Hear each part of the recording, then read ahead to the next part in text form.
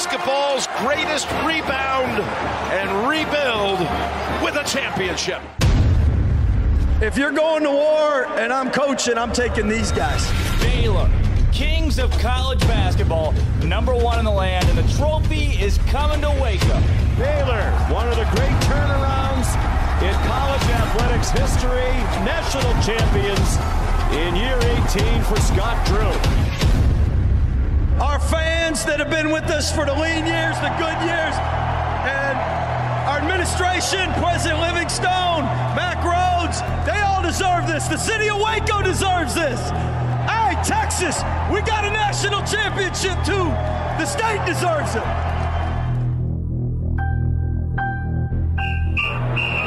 Did I stutter? He has time, launches it to the end zone. Touchdown! Terrence Williams! But they are who we thought they were, and we let them off the hook. The 2011 winner of the Heisman Trophy is Robert Griffin III, RG3! Welcome to Up Tempo on SicEm365 Radio. Langoliers, base hit to center, and the Baylor Bears win their first Big 12 tournament championship. Their fat little girlfriends are telling them what they want to hear, which is how great you are. I'm a man. I'm 40. Call us on the Impact Health Labs caller line at 254-339-1122. Hello? You play to win the game. Yep, just ready for OU. You can't handle the truth. Here's Drake Toll. Welcome into the Petty Clinic Low T Bears Den. Happy Wednesday, everybody. Got a big show on the cusp for you today, talking Baylor athletics. Drake Toll alongside J.D. PicKell. We got Armstrong Sims, Andrew Robertson, and Marquise Cooley today. Man, the recap of yesterday and how Baylor baseball was kept out of the NCAA tournament by Jeff Alt something. That was horrendous. Dude, a lot of good sound bites from yesterday. You go back and watch yesterday's show just for pure comedy standpoint. Like the whole bit with him not being able to enunciate not only one word, any words. Like he couldn't get a sentence out. He completely forgot English for a second when the trigger word for him was Alabama. Yeah. I've been there though. I've been there. Been there many a time. Been there, done there, got the t-shirt. Where they say Alabama and you just fall apart? Just like any words. Like a lot of times I'll move my lips. Noise will come out, but not actually words. That is the worst. So I can level with him there, but I mean, he's a lot older than me. He's had more time to practice speaking, so he should be better at it. Like I'm only 24 years into this, and he's like, I would guess in the 60 ballpark. Yeah, probably, right? He was in an old ballpark, and they didn't give him any. Apparently, he didn't prepare at all whatsoever for national television that day, and instead was very confused when he let Alabama into. Like, he's the one that made the decision to let Alabama into the baseball tournament, and then was like, "I did what?" He's like, I don't actually remember doing that. Yeah, that's crazy. What happened was he probably just poured a stiff one. And was like, all right, 7. Maybe he poured a stiff one, and then he's like, this is way more hard than I thought. Poured a couple more stiff ones, and then was like, all right, let's set the whole field for the NCAA baseball tournament. That's what we're going to do tonight. And they said, Baylor's got a great resume, and Michigan doesn't. Let's put Michigan in. Let's do it. You dare us to? Outside of college baseball, outside of Baylor baseball, which we'll do some recaps and talk today on other teams around the country, teams around the Big 12. Also, I love what you done with your hair. I think the pink mixed in with the purple right there, kind of the highlights. Really? You like did that happen in Jamaica? Yeah. I mean, island time, winning the island. Wow. You got to do what you got to do, you know? Folks at home, can you see that? Can you see that? Show it off to him. You know what I'm Show saying? it to him. The purple and the pink in JD's hair is nuts. Folks at home can't see anything right now. Oh, maybe that was the bit that was because he doesn't have purple or pink in his hair. He doesn't? Or here. He definitely does. Oh yeah, I see it. And the giant horn coming out of his forehead. If only folks. I am now cutting your throat with a knife. I am cutting Phyllis in half with a chainsaw. What a great day. What a great Office. All right, so outside of that, we've got a show planned today that's based a little bit around. We're going to talk a lot of basketball with Jared Butler and the GOAT talk. You know, I don't love the GOAT talk. I think it's like, you're using that so much. Sure. But Also, Jared Butler and the possibility of him being not just the greatest basketball player at Baylor history, but the greatest athlete in Baylor history. The accolades he's racked up. We'll have that conversation today. College Baseball Nation joins us at 12 on Twitter. College Baseball Nation on Twitter and Instagram. Morgan Uber at 12:30. Matthew Poston's at 1. And ESPN's Chris Button comes on at 1:30. Chris is going to talk some baseball and softball as the College World Series is kicking up. That's a big topic of conversation today is college baseball playoff and what that's going to look like this year, the field of 64, as well as basketball offseason news as Jared Butler has declared for the NBA draft, which, I mean, preliminary, where do you think the guy goes? I mean, the latest ESPN mock said like 25 through 28, right? I think someone was it like Los Angeles? It was like the Lakers or Clippers is, I think, where he fell, like end of the first round. I saw Jared Butler in recent ones going 21. Wow. So okay. I also saw a couple in 18. So he could be in late teens, early 20s. But that, I mean, that would be awesome. He could also be early second round. You know, sometimes with these teams, they're not sure. The mock drafts can only do so much. And I've looked at 3 or 4 of them. They have Meyer at like 68. They have Mitchell at like 7. And they have Jared Butler from 18 to like 26. Interesting. And it seems like with the pre-draft process for the NBA, it seems different than the NFL in the sense that you don't jump quite as much by having like a great combine or a great pro day. It seems like, okay, you finish the season strong, maybe postseason is kind of where you see the most movement for guys, a la Davion Mitchell.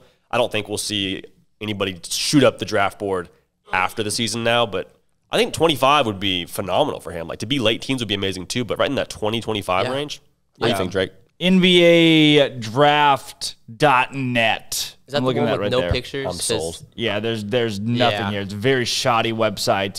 They don't have Jared Butler at all. Oh, they have him at 29 to Phoenix. Okay, there you go. So 29 to Phoenix is not bad. I have seen him as low as that. That's the lowest I've actually seen him. I've seen him as high as 17. Do you think that draft stock's better if he declares earlier?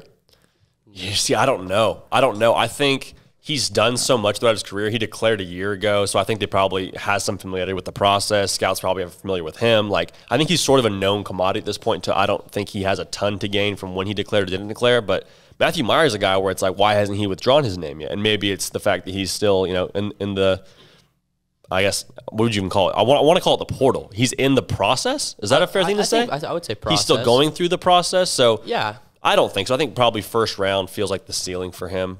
It seems like if Jared Butler didn't do what he did last year, where he like left the school, didn't he hire an agent? No, I don't think you can't hire an agent. He hired an advisor. I don't know, whatever. Yeah, and he went through the process. He learned everything that's going on. I think that probably impacted him declaring so late in the process because he already has an okay idea of this is what I have to do. This is who I'm going to talk to. These are the teams that were interested in me last year. Maybe they're even more interested in me now. Probably are. Yeah, with a nice little championship ring on the finger. Exactly, and then. Myers is trying to get his experience, I feel like. Why? I mean, nothing's going on here. No one's stopping him from working out here. He just is in the process. He's going to just hear phone calls from teams, learn a thing or two. And whether he chooses to go this year or go next year, the more experience, the better. I mean, how surprised would y'all be if he fell out of the first round? Like, would that be atrocious to any of y'all? I'm not dramatically surprised. I've seen him as high as 17, and now I've seen him as low as 29. Okay. So there's a lot of sway once you get past. What would you say, Marquise? Like pick number 15 or 20. At that point, you're kind of just like shooting in the dark for a lot of these guys.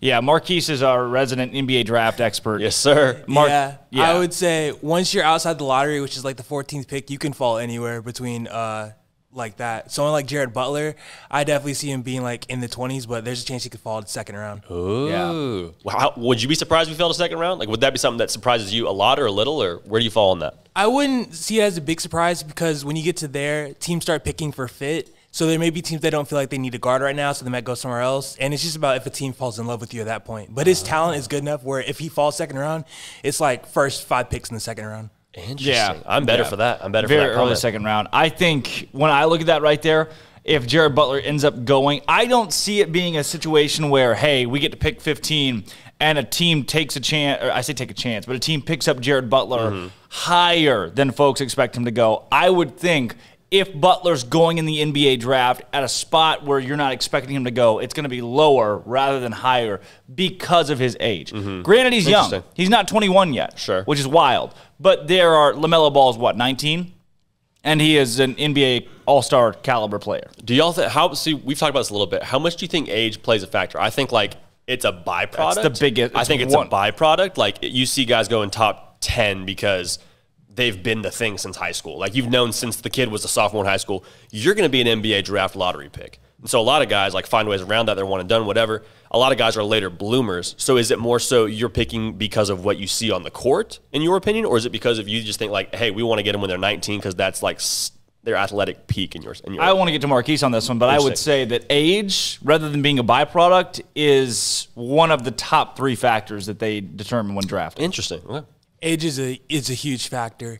Like, if you're a 5th-year senior or, like, even if you're in for 3 or 4 years in college, unless you have a monster season that junior or senior year, like a Buddy Hield did in Oklahoma, that it plays a factor. So, like, someone like Mark Vidal, that's, like, it'll play a huge factor for him being as old as he is. Interesting. Yeah. Like a Luka Garza is the best player in college basketball this season, and he may not get drafted.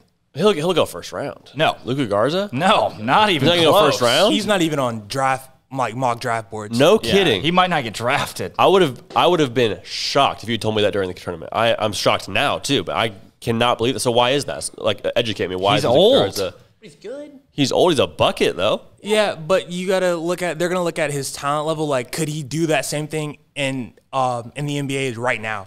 Because when you look at a guy like 19 or 20, you can take them. They may not be ready right now, but you got at least 2 years work with them before they can start producing. Interesting. Luka's like what? 23. I don't know. Old dogs can't learn new. We're gonna look new it up, tricks. Though. Yeah. Interesting. Okay, well, there you go. That's kind of an NBA adage, is the old dogs can't learn new tricks. So a lot of these older guys don't get drafted. Wasn't age the knock on Luka Doncic, and then he just went in and torched the league? What do you got? How he was too young? I thought he was too old. No? No. I think he was a young buck. He looks so old Yeah, out there. I watched young. a playoff game. He looks like he's Luka 38 out there. Okay, baseball. We're talking. We got basketball offseason talk as well. Jared Butler. We're getting into that. And track, Baylor track. Around 20 names have punched their ticket to the NCAA championships in Eugene, Oregon. We could go down the list, but there's just a ton of people. Liam Miller joined the afternoon show yesterday. So how about that? I mean, that's a solid little 20 athletes going up to Eugene in the NCAA championship. 20's a lot of people. 20's a lot. Is that across a lot of events? Do we know? Is it like a lot of sprinters, a lot of It's kind of a field good events? mix. It's kind of a good. Okay, so it's like, hey, we just do everything in track and field. Men's and women's 4x4, which Baylor's 4x4U. Okay. So, yeah, I'm looking right here, though. I knew 4x4 was a big deal. McCure Maker. Chris Platt was on that for a minute. Platt? Yeah, he was. Wasn't Platt the one that got ran down? Was it Platt that got ran down? In the Big 12 tournament? Yeah. Or the Big 12 championship, I mean? Yeah. Yeah. He got, That's Platt. To be fair, got chased down by a dude who ran like 10-something, like low 10-something. But also was not 100 as meters. Yeah, but he wasn't as fast as Platt. On paper. He was a short sprinter, I think. Gotcha. Platt was like a 400, 200 guy, if I remember correctly. Yeah. Like Marcus Garrett from Kansas, who had a really good season this last year. He's 83rd on the draft board right now.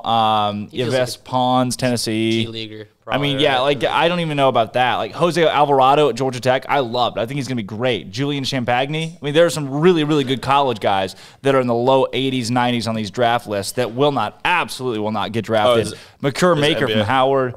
I mean, yeah, just the NBA. Number one, there's so few picks. Two, the age is a big thing. But yeah, Matthew Myers at 54 right now.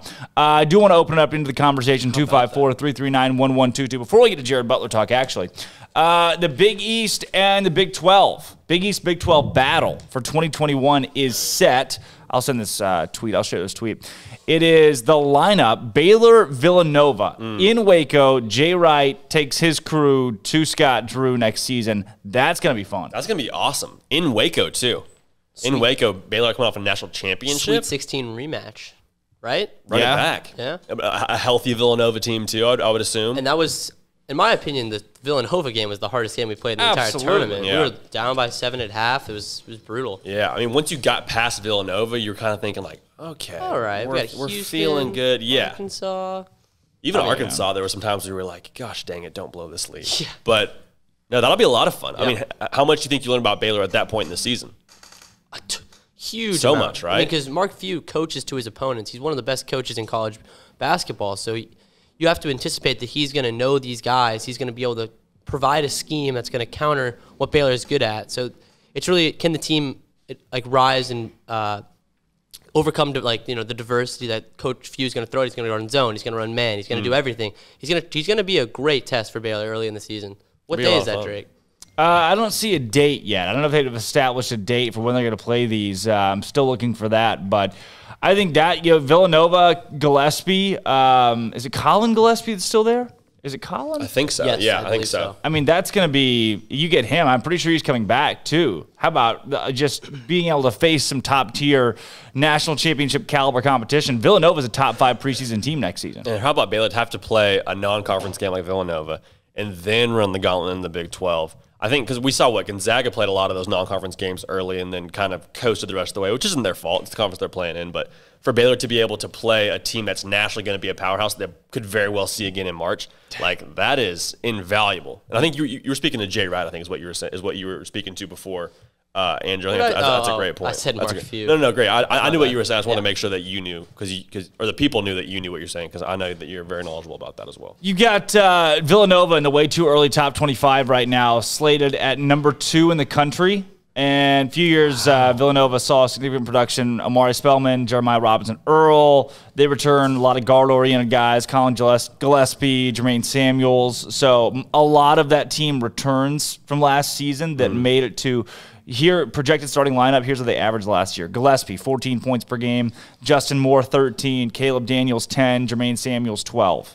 So, 4 guys that averaged double digits last year coming back. And Villanova's going to have an enormous target on this game, not only because they lost to Baylor, but because they lost to Baylor without Colin Gillespie. Like, this is going to be hey, we could have beat y'all in the tournament if we had our best player kind of game for them to try and make a statement. So, that's going to be a battle, man. I anticipate that to be like a March Madness kind of feel in Waco. Like that better be sold out, better be tailgating, like that better be the buzz that week in Waco. Top 5 matchup. It's a top 5 matchup. It says Baylor's number 7 preseason right now in the way too early. And this just shows what ESPN doesn't know. Also, I saw a call in there, 254-339-1122 from T-Rex. I think the call line shut down there. We'll try to get that back up, T-Rex. You can call us.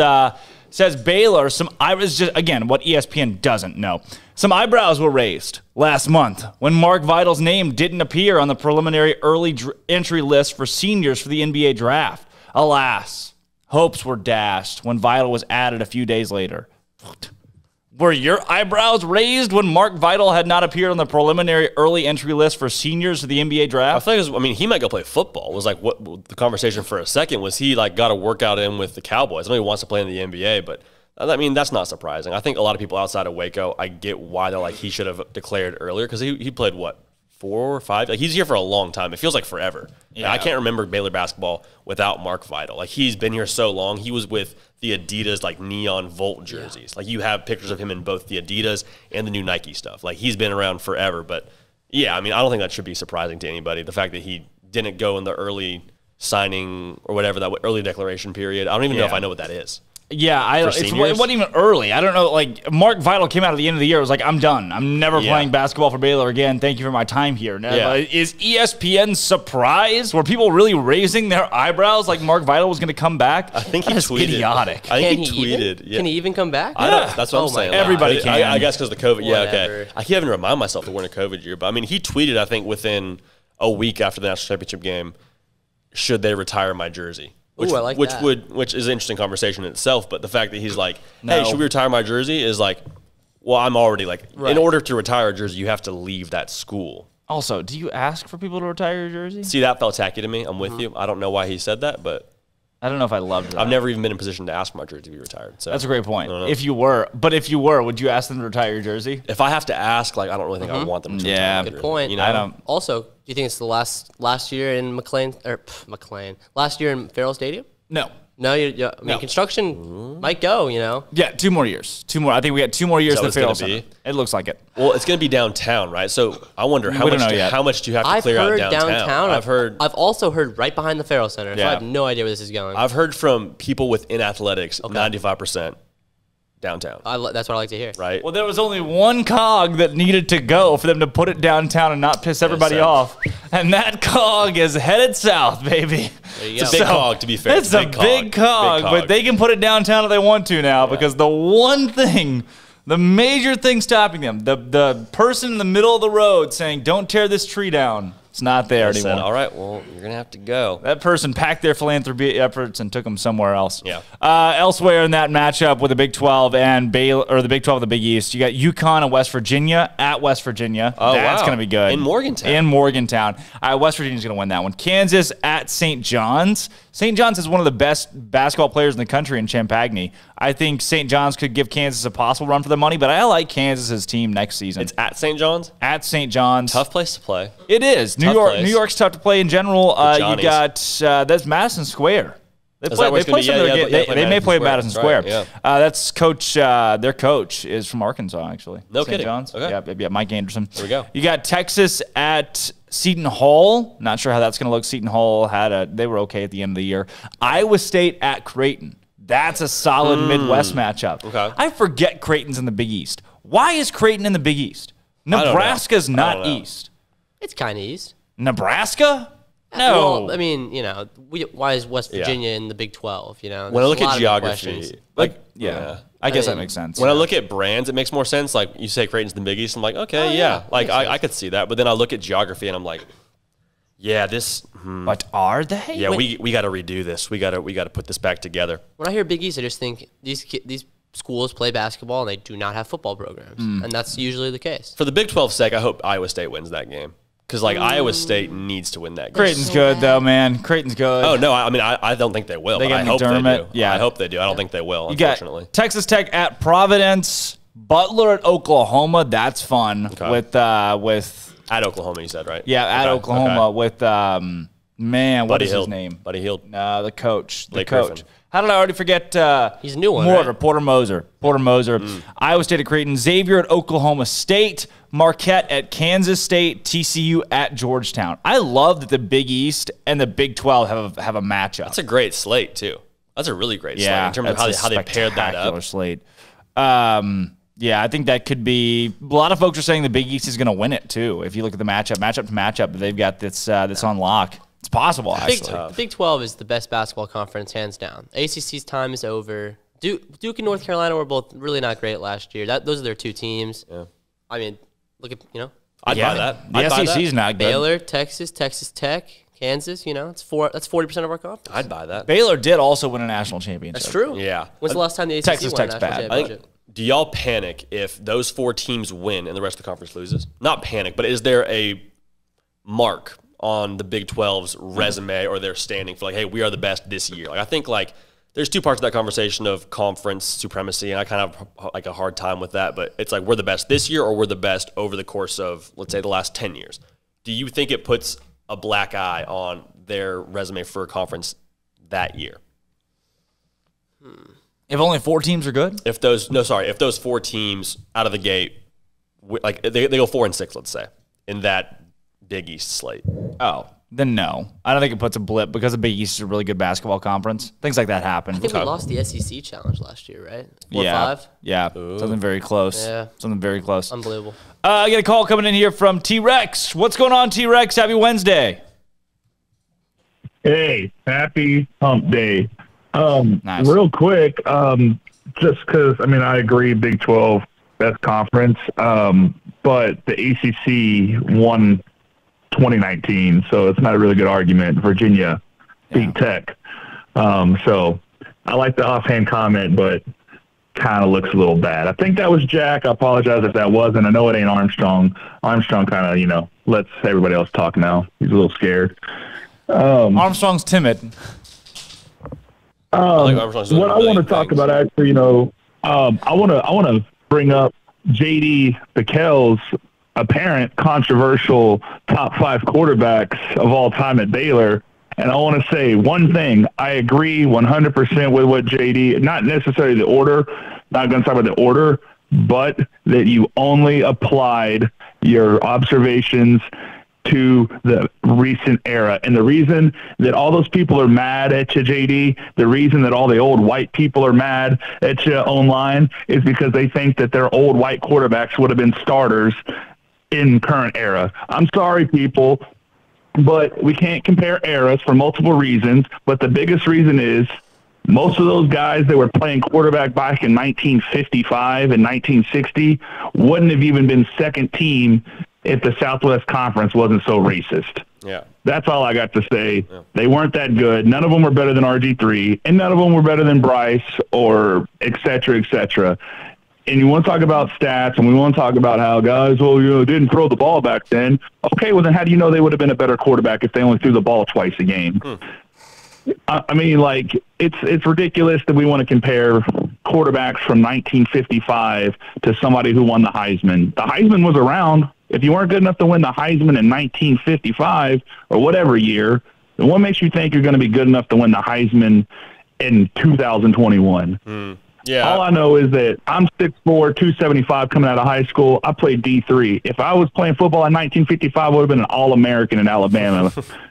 All right. So things are different now. Our quarterbacks back then were 5'8". All right, like, it's different for a good reason. The people have evolved, and those players are still who you are. RG3 is RG3 because that's who he was. Yeah. Don Troll is still Don Troll 60 years later or however long. So everyone's mad at you, JD, because they just are jealous of your hair. As somebody who looks bald, but I prefer to be bald, I cut my hair, I appreciate your long hair. And you know what? Underneath all that scruffiness, underneath that mop, is a mind of analytics and statistic review. You're a smart brain. I mean, you got a freaking degree from a better school than all the people complaining. So, SicEm Bears, everyone's mad because guess what? Old white people love to be mad about crap. They got nothing better to do on a Tuesday night on 365. SicEm Bears, fair games, let's go. Dang. Thanks, T-Rex. I mean, thank you for that ego boost right in the morning. Like, I needed that because I've been just dealing with a lot of just comments about my tan or my lack thereof. But just to touch on that a little bit, I think the Don Troll conversation is fair to have because he was fourth in the Heisman voting. He was an All-American. Like, you look at in terms of best players of all time, he's probably on that list. I agree with you that, or I'm glad you touched on that point, that I think statistically it's hard to put him on the list because he's a guy that threw more interceptions than touchdowns. And people want to say, okay, it was a different era, this, that, and the other, but interceptions were still a bad thing in 1950, as bad as they are in 2021. Like, I think it's hard to say he threw the ball to the other team more than he did to his own team for points and say he's one of the best quarterbacks of all time. So I get the conversation. I think the argument's fair, but I'm with you. I think we probably fall in the same five. The order, I think, is also up for discussion as well. Also, no, I agree, and I only said his name because his name just comes up. Yeah. I mean, he's a great quarterback, not to take anything away from him. And it should come up for sure. Yeah. Yeah, but some of those other names, I mean, I love Cody Carlson. It's before my time. I love JJ Joe. He's a great Twitter follow. Me and him talk all the time. There's a lot of great quarterbacks, but they ain't, I'm sorry, they don't have back-to-back Big 12 championships. They don't have Heismans. They don't have us in the top five. There's a lot of stuff. We can talk system quarterbacks, but, hey, you know what? The player is still the player. Yep. So I'm with you. T-Rex. We're on the same team here. T-Rex Bear Games question of the day today. I've got your favorite. This is going to be interesting for you. This is a big one. Your favorite Baylor athlete of all time, because we're talking about Jared Butler and some GOAT talk with him today. My favorite Baylor athlete of all time. You know what? It's going to be Cam Bryant from the acrobatic and tumbling team. Okay. Cam Bryant. She was actually on this show, so I will lock that in. Cam Bryant. I've done some, we've interviewed with Cam Bryant before. SicEm Bears, guys. Wait, T-Rex. Yeah. We're going to play World Hits Wednesday. You want to play it with us? Oh, nice. We're playing what? World Hits Wednesday. I'm having a little hard time. I got bad signal in my office. It's like Music Monday, but on Wednesday. Oh, I am terrible. Get Steven to play this. Okay, bye. Is it already that time? World Hits Wednesday? Yeah, we're gonna do a couple games going on here. Okay, I like it. We got G-Dub coming on though. Hey, what's going on, G-Dub? What's up? Hey, what's going on today? Happy Wednesday. Hey, so here's my question. All right, so whoever wins the quarterback job, what are reasonable stats for y'all to be comfortable? Ooh. For y'all to be comfortable in the choice. Wow. Well, I think, go ahead. Whoever wins the job.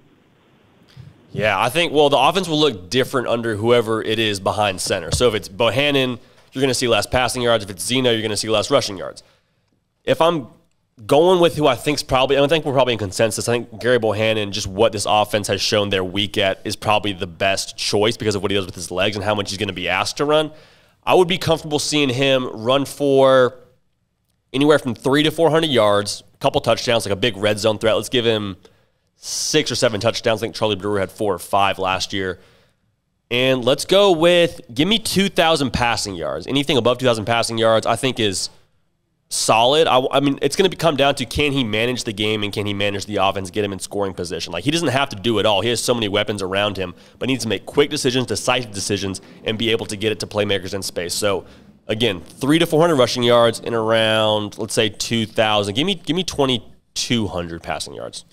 I'm going to up the ante a little bit and say that it does vary by quarterback. So if we're going Gary Bohannon, then I want a 1,000-yard rusher out of Gary Bohannon along with, Gary Bohannon's 1,000-yard rusher. I want 1,000 yards out of Gary Bohannon. RG3 wasn't even a 1,000-yard rusher. Gary Bohannon's going to make it happen with his legs. I would love that. Gary Bohannon is a 2,000-yard passer and a 1,000-yard rusher, whereas if it's Jacob Zeno is a 2,500-yard passer and maybe a 300, 400-yard rusher. Ooh. See, yeah. I think 300, 400 yards is generous for Zeno.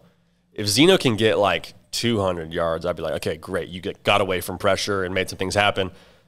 Yeah, man, 1,000. If he runs for 1,000 yards, he's first team All Big 12 and probably in like a lot of other postseason conversations. Really? I would love that. That'd be amazing. Yeah, I want Gary to go for that, but I think they'd use Gary in that way. I think they'd use Gary to run heavy a lot. Yeah, that's a lot of carries. 1,000 is a lot, but I that's what I want. That if it's Gary Bohannon, I think that's what's going to help Baylor. That's what's going to win football games. That's a gauge that I want Gary at.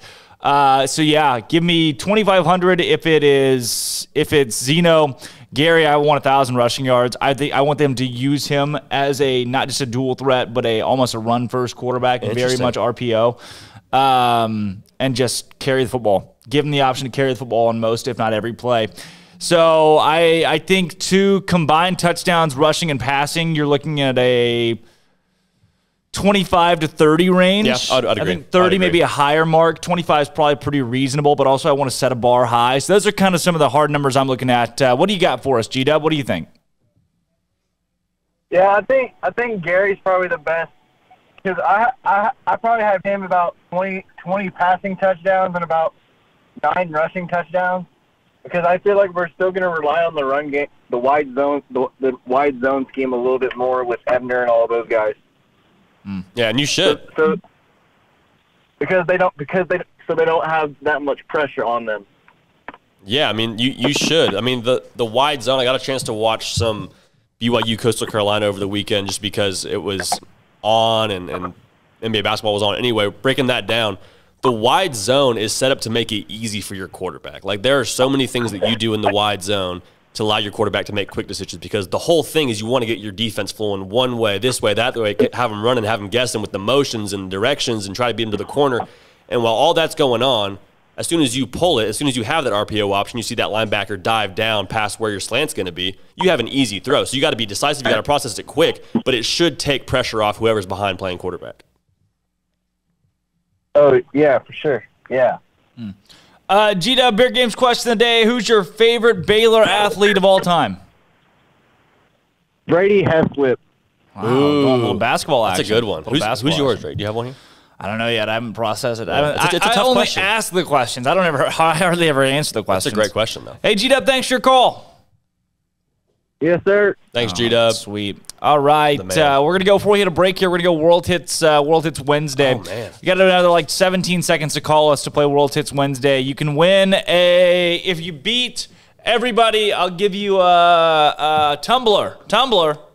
Hardly know her. Yep, I'll give you a tumbler if you beat everybody. The wine tumbler deal? Yep, I'll give you I'll give you a wine tumbler. You can have a wine tumbler if you win. Okay. So hit us and we'll make sure that happens for you. Call us the next 12 seconds now. We're winding down. Wow, pretty cool. That's a pretty cool graphic right there that we're getting. Seeing a lot of cool stuff going around with the baseball tournament coming up this weekend. So I'm excited for some college baseball to happen. This is on Twitter? Yeah. Just baseball, man. I love college baseball. I'm gonna look it up. Is it on the Baylor baseball Twitter page? Is it? No, it's not. No, it is not. Also, you are getting ripped on this quarterback conversation online. Yeah, I'm just now reading through some of these comments. They are just tearing you apart. Make sure you look at who they're putting forward and like also look at their stat line. Like guys are saying Don Troll, and Don Troll I think is the most reasonable person you can put in there, but they're throwing guys at me like like Cody Carlson. I think Cody Carlson threw like substantially more picks than interceptions. And it's like, maybe for the time he was good, but you're going to tell me he's better than Nick Florence, who's top 4 all time in passing touchdowns? Like, okay, I understand where you're coming from. I understand why you're upset, but I mean, don't blame me when the numbers are telling me that this guy's not good.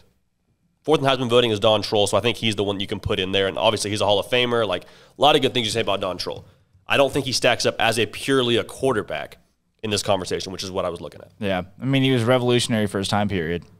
I say revolutionary, like Baylor revolutionary, looking at his stats. Well, he was a big deal. He was a big deal for sure. But yeah, I get it. I see what you're going for there. I mean, he did throw up 300 passes one year, which that's kind of nuts, honestly. 300 passes in 1963 is kind of stupid nuts. Across how many games? Like 8?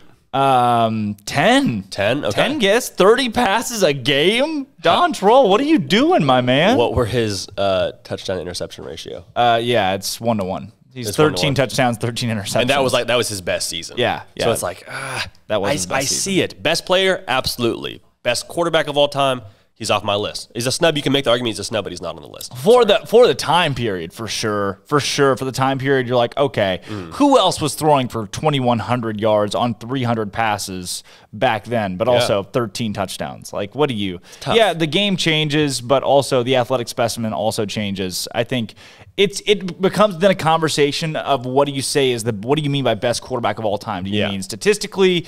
Do you mean revolutionary? Do you mean he brought people in? He won games? Because then if you're doing like he won games, you're like, okay, Bryce Petty is the best quarterback in Baylor history. Yeah. You know, I mean, there are different conversations to be had in that vein. We do have a caller on the line. Stephen from Virginia is going to play with us. Stephen from Virginia is going to play World Hits Wednesday. Stephen, what's going on? Hey, guys. We're just getting ready to leave for the beach right now. I wanted to delve a little bit into 2 conversations I heard y'all having. One is Jared Butler the greatest Baylor basketball player of all time? The answer to that question is yes, if we're talking about what they did in college. If we're going to talk about the greatest Baylor NBA player of all time, Vinny Johnson. I think that will end up on Mitchell. No, Vinny Johnson. You think Mitchell's going to be better than Vinny Johnson in the NBA? Ooh. The microwave?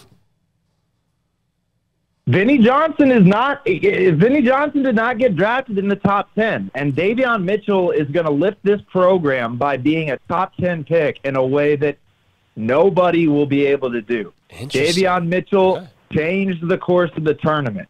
Davion Mitchell was maybe a first-round pick when he came into the tournament, and when the tournament ended, he was a bona fide lottery pick. That guy can play. I want to let y'all know. Jared Butler and Davion Mitchell are going to wave the Baylor flag in the NBA for a long time. Yeah, but I was interested. Just being a top 10 pick doesn't necessarily mean that you're going to be a star. I still like Vinny Johnson is right now the greatest Baylor NBA player of all time. But then you got guys like Kwame Brown. Kwame was a number 1 overall pick. You know, it doesn't guarantee you, but I could see where you'd say that Davion Mitchell could have a better career than Vinny Johnson. I just think the will conversation is probably a lot. High ceiling for sure. I'm with you though, Drake.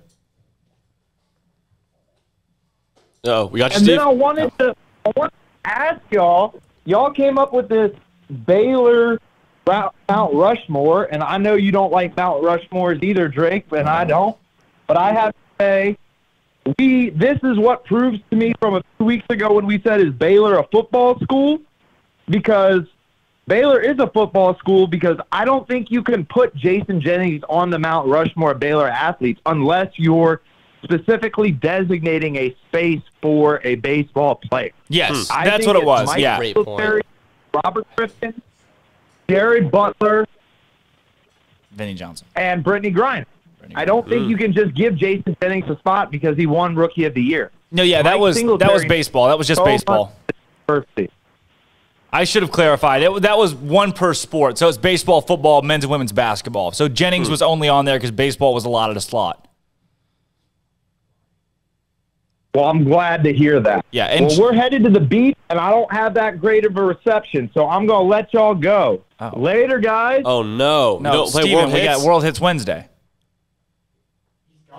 Oh, just like that. He hit you with a later guy. Just like that. He said, I'm out. Just like the show, when the later guys drops, That's it. There's no moss. There's no moss. That was tough. It's a cold, cruel world out there, and Stephen from Virginia is just running it. All right, World Hits Wednesday. Are we ready for the music? We're going to play World Hits Wednesday. We're also going to play, later in the show, we're going to play Dead or Alive. I always feel just butterflies on my stomach before this. And Green and Blank game. All right, we got Marquise. Is Marquise headset it up? Will he be able to hear this? Yeah. Oh, Marquise. Right. So did you make this list, Marquise? No, I made this list. Yeah, so Armstrong hasn't heard this. Neither has Andrew. We got 4 guys. 4 positive. I'm going to give one of you guys a tumbler. Are you actually? Let's go. Yeah, I don't care. I don't care. I can do it. He doesn't freaking care. Now I do what I want. Right, and Armstrong, you ready? Am I ready? Yep, we're ready to roll. Yeah, 6 songs today. Bro, you don't have to. That's a 6-piece. I haven't turned it on yet. Oh, okay. Don't worry. I'm going to throw up. There we go. I'm going to throw up. Ever leave me alone? I am not the only traveler. I'm jealous. I'm overzealous. When I'm down, I can. You ain't bringing home that W. How you gonna score when I'm standing here in front of you? Shake, shake, shake, Sinora, shake your body.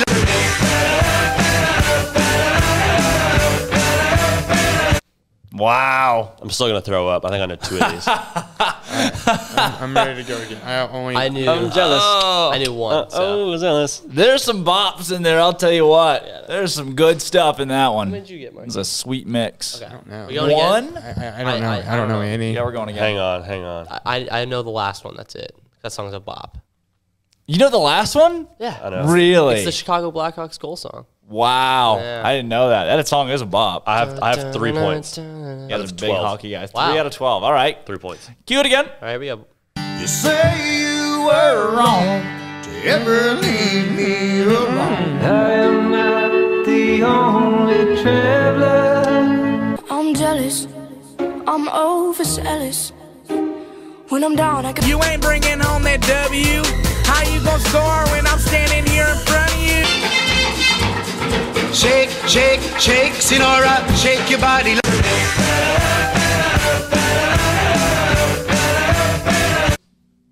Okay. That last song is such a bop. Dude, so good. Such a good song. It's even better once like a team scores a goal and then they play it. Yeah. That's the best. It has like a random name, doesn't it? I think I know it, but I'm not positive. Oh yeah, it's a stupid random. I have name. at least I have 2.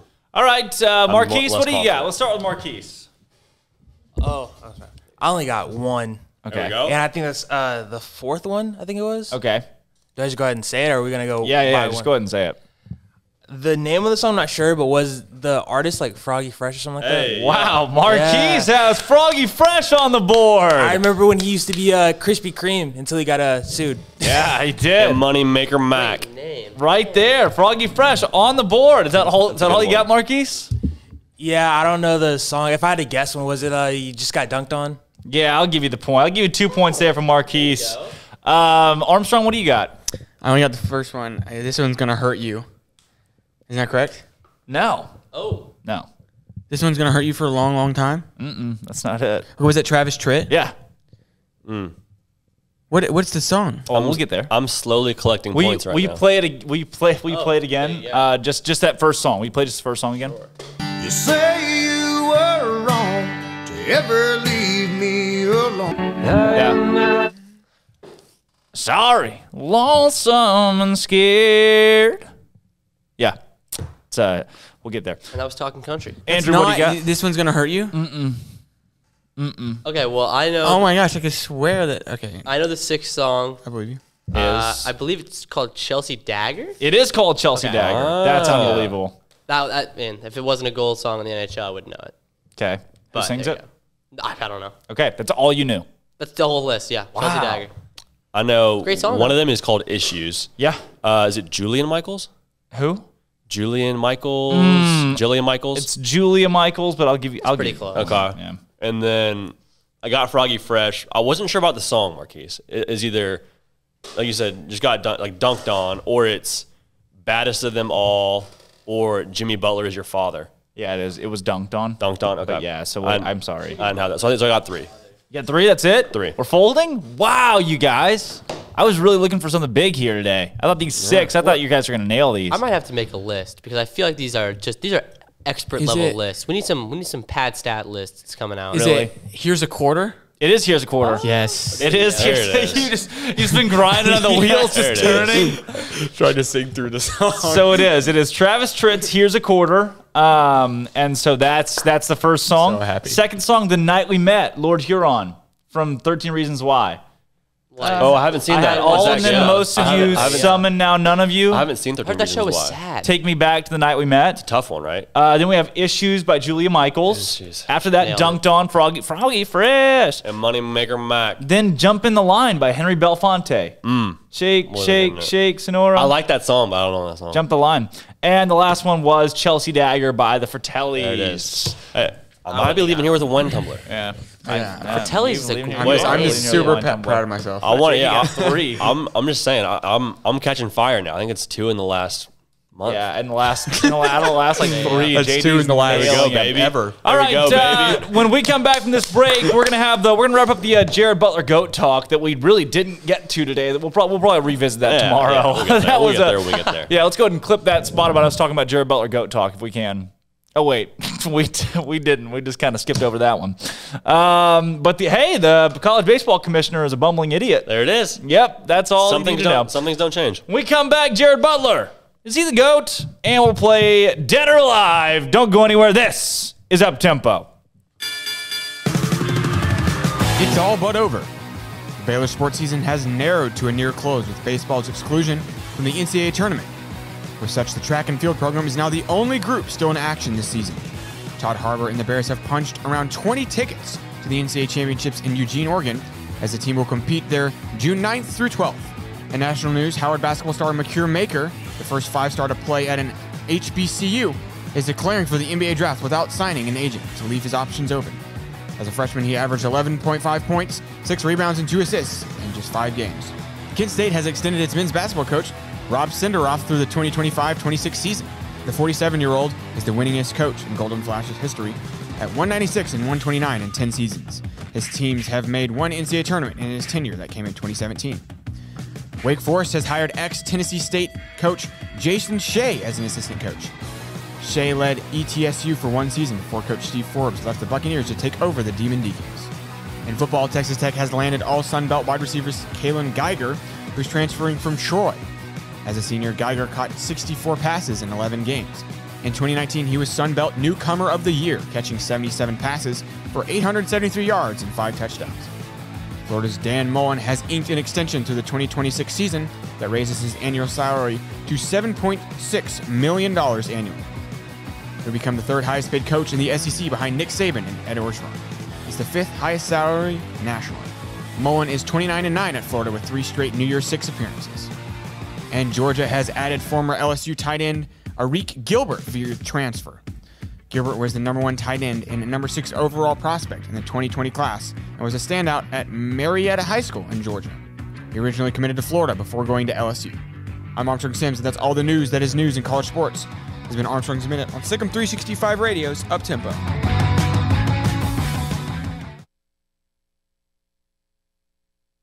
Pay over qualified buyer with $4,000 down at 2.9%. TTNL Extra. See deal for details. Travel is back, and so are the savings of the Memorial Day Savings Event at Richard Carr. Save $5,900 on 2021 Buick Encore. Drive off in the affordable luxury of a Buick Encore for as little as $258 a month. Or vacation in the spacious comfort of a 3-row Buick Enclave and save $8,500. 100% credit approval is always our goal. It's the Memorial Day Savings Event going on now at Richard Carr. At Richard Carr, we give you more. At Ideal MRI, we feel blessed to be a part of the Waco community. We're a small family business right here in Central Texas, and our goal is to bring down the cost of healthcare while maintaining high quality. At times like this, the cost of healthcare has never been more important, and unfortunately, significant illnesses and injuries still occur. That's why Ideal MRI is open and here to serve you through the difficult time. We offer premium MRIs just like a hospital with state-of-the-art technology and specialists, but you'll pay less. sometimes thousands of dollars less, whether you're using insurance or not. At Ideal MRI, we accept most insurance, and there are no hidden costs, even offering financing if that's needed. Everything included in the price, and you'll not get something as a surprise in the mail later on. If you need an MRI, ask your doctor about Ideal MRI. They'll know. You can schedule an appointment safely from home online in minutes at idealmri.com or give us a call, 833-IDEAL-MRI, idealmri.com.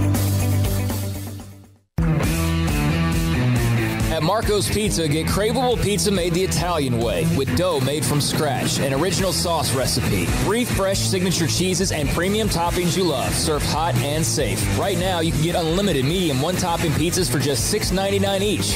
Why stop at just one? Order with your app or at marcos.com for curbside, carryout, or delivery today. Marco's, pizza lovers get it.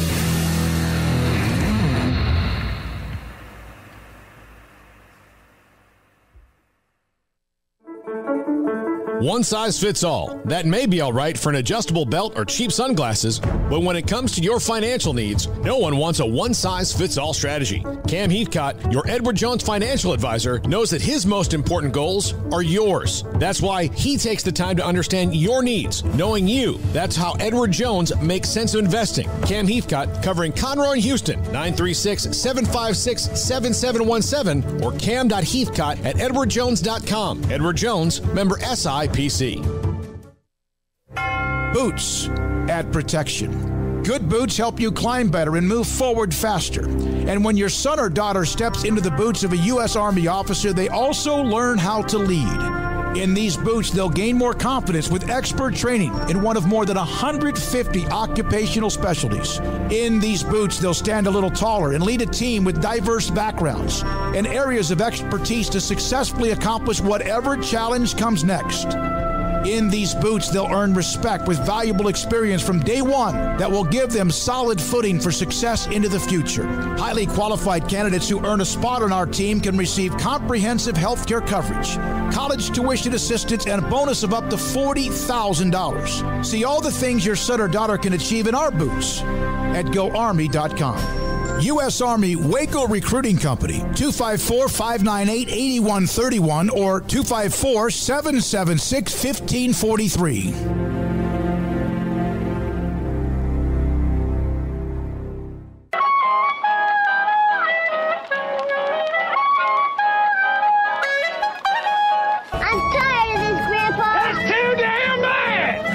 To the Bears Den with Drake Toll. No one's watching it. No one cares. And the product on the field sucks. I don't give a rat's ass.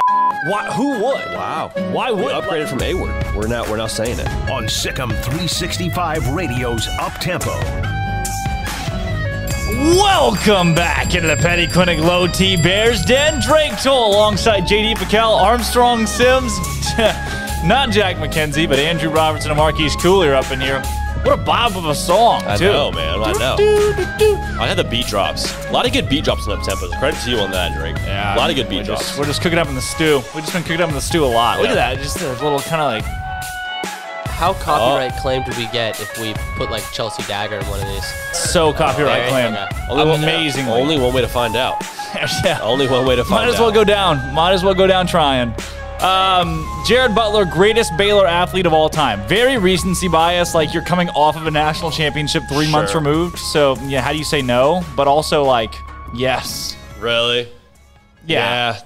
But see, he wasn't even the best player that year, though. Are you saying in the whole? I'm saying full body of work, full career. Full body of which work. RG3 left early, so. Wait, best athlete or best basketball athlete? I'd say best athlete. Whoa. Interesting. Brittany Griner.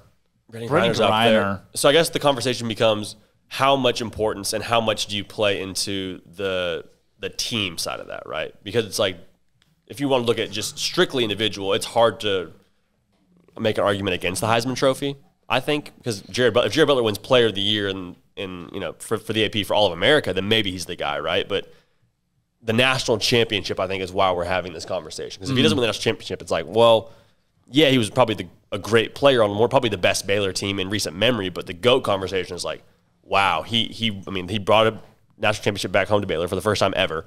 Like, that's, I think, why we have the conversation, which I want to side more with RG3 because he won the biggest award. That makes sense. I still probably go Jared Butler because, I mean, you're looking at like battling the COVID year too. Sure. Everything that came with that. RG3 obviously had a higher draft prospect. Football is bigger, but Jared Butler leading a team to the national championship. Not that that's more than a Heisman, but I think that it is. Just like when you lead your team to a national championship in any sport, but especially in college basketball, which is a top 2, like that's the second biggest team award that you can get in college sports, with the first being football national championship. And I know how he led the single best Baylor team of all time in any sport. Yes. Jared Butler led that team. Yes. Yeah. He led that team, but I think that in itself is kind of like collapsing on itself in the sense that like they had so many good players around him. RG3's receiving core. Come on. No, RG3's receiving core was not as good as Davion Mitchell being a top 10 pick in the NBA draft. Does Bryce Petty even fall in this argument, or should I shut up? Yeah, I mean, Bryce Petty's good. 2 Big 12 championships that brought a lot to the school. That was like the year that Baylor was dominant at football, like top 5s every year. Like, I mean, that first year the stadium was built, like that changed the culture. Well, the culture also took a hit, but that did change the culture. Like Baylor was for that up time. Yes. Baylor was up and coming. Like Baylor was a name in college football. I think you make the same argument for Bryce Petty as you do for Jared Butler. Like team success, put Baylor on the map nationally.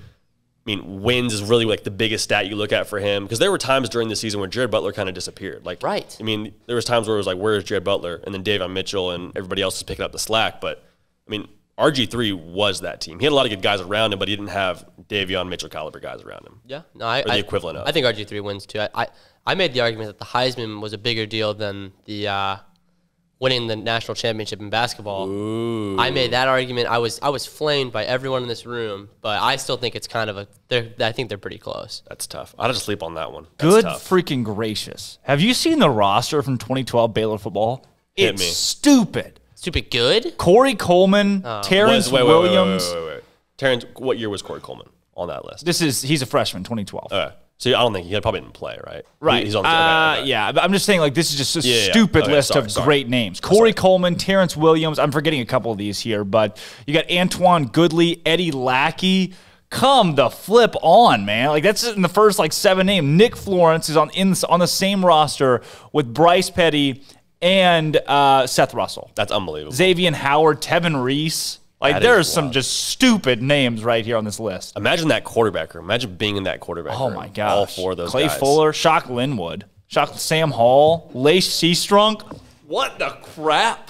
That's an insane football team. They had some dudes, man. They had some dudes. And 2012, that is like a sleeping giant, too, because that wasn't the year. It was just, hey, one more year. Yeah, in 2013, 2014. Like, the fact that they were able to take that roster and still make it what it was, 2 Big 12 titles, credit to that coaching staff. Bryce Hager, wow, there's just a lot there, man. Some dogs. Just a lot. I had some dogs.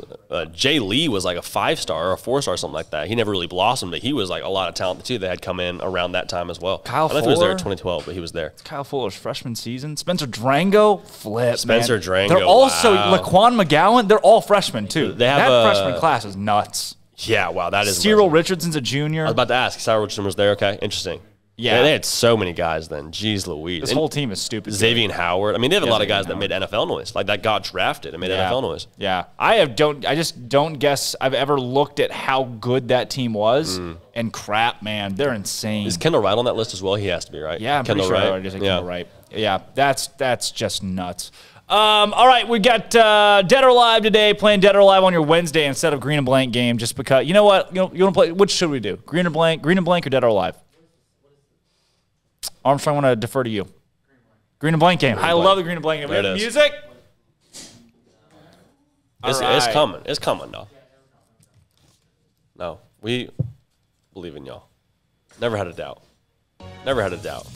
Okay. This is a great soundtrack, too. All right. Word number 1 for the Green and Blank game. The word is store. I've got mine. Can you explain the premise of this game? Yeah, no. Okay.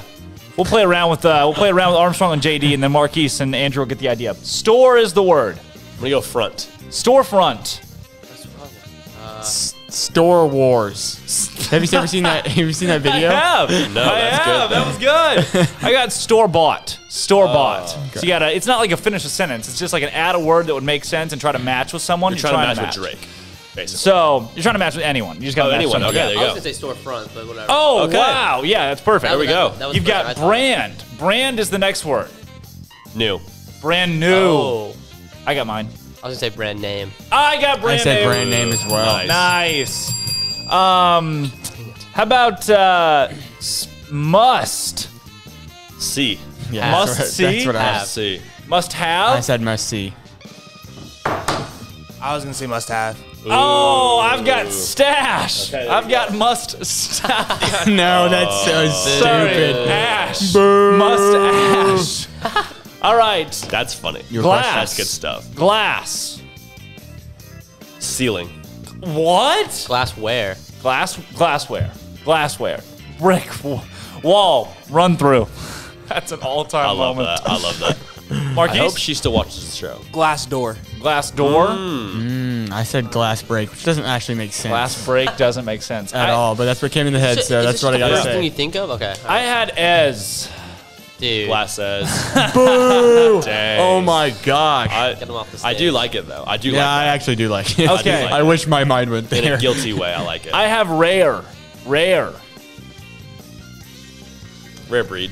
breed. Rarer. Rarer. I like it. Marquise is playing. I thought medium I like it, too, Marquise. but I just didn't want to say it. Rare medium. I had rare steak. Rare steak. First thing I thought. I had rare back, like a rare back. Like you just got a rare back. Never heard that? Interesting. He reared back and punched him. Reared? Reared? I always said it reared. Reared back. Reared Yeah. back. I could. Yeah. And then That's the word, I've got reared. nose. This is the last word. Nose. We'll all say it. We'll all say that. We're all thinking the same answer. Just think about the easiest thing after nose, and then we're all gonna say it on 3. 1, 2. Well, I have no idea what you're talking about. Nose. I think the I got word you. is nose, and the word that follows. We should all have the same answer I here. have an answer. It's pretty cut and dry. Yeah, it's pretty cut and dry. We're all gonna get the same answer. I don't know this answer. 3. Ferratu. Ferratu? Yes. Yes, that's Nose the Ferratu. best answer I've heard. Well, I guess I wasn't gonna say Nose. that. So, What were you gonna say? were you guys not? I was gonna say nosy. What? Ooh, that's, All I that's came up with was nose itchy. funny. Nose hair. Nose itchy. Nose hair is good. Nose goes. Nose goes. What I were was you gonna say doing? nose job. I thought nose job was was that like the the obvious low-hanging answer? fruit. Nose brothers. What? Nose brothers would have That's been good funny. too. That's Wow, good. I was ready for Dang nose it. job. I was so shook. What? I was like, dang, am I an idiot for not knowing more about Yeah, that? how is that? How is that If I- obvious If I answer? listed like nose something, I think nose job would not make top 20. Yeah, 20? I agree with that. What? Nose Ferratus for sure. Nose Ferratu would beat nose job. Wow, on top of nose job. Quick thinking. All right. Play to win the game. Crusty nose. Play to win the game.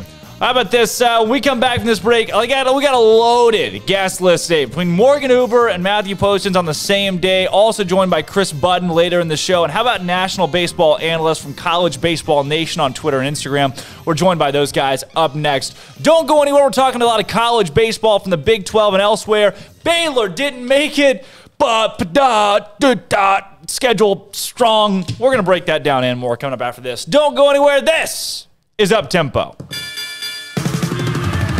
It's all but over. The Baylor sports season has narrowed to a near close with baseball's exclusion from the NCAA tournament. For such, the track and field program is now the only group still in action this season. Todd Harbour and the Bears have punched around 20 tickets to the NCAA championships in Eugene, Oregon, as the team will compete there June 9th through 12th. In national news, Howard basketball star Makir Maker, the first 5-star to play at an HBCU, is declaring for the NBA draft without signing an agent to leave his options open. As a freshman, he averaged 11.5 points, 6 rebounds, and 2 assists in just 5 games. Kent State has extended its men's basketball coach, Rob Senderoff, through the 2025-26 season. The 47-year-old is the winningest coach in Golden Flash's history at 196 and 129 in 10 seasons. His teams have made one NCAA tournament in his tenure that came in 2017. Wake Forest has hired ex-Tennessee State coach Jason Shea as an assistant coach. Shea led ETSU for 1 season before Coach Steve Forbes left the Buccaneers to take over the Demon Deacons. In football, Texas Tech has landed all Sun Belt wide receivers Kalen Geiger, who's transferring from Troy. As a senior, Geiger caught 64 passes in 11 games.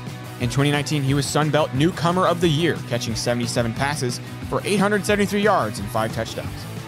Florida's Dan Mullen has inked an extension to the 2026 season that raises his annual salary to $7.6 million annually.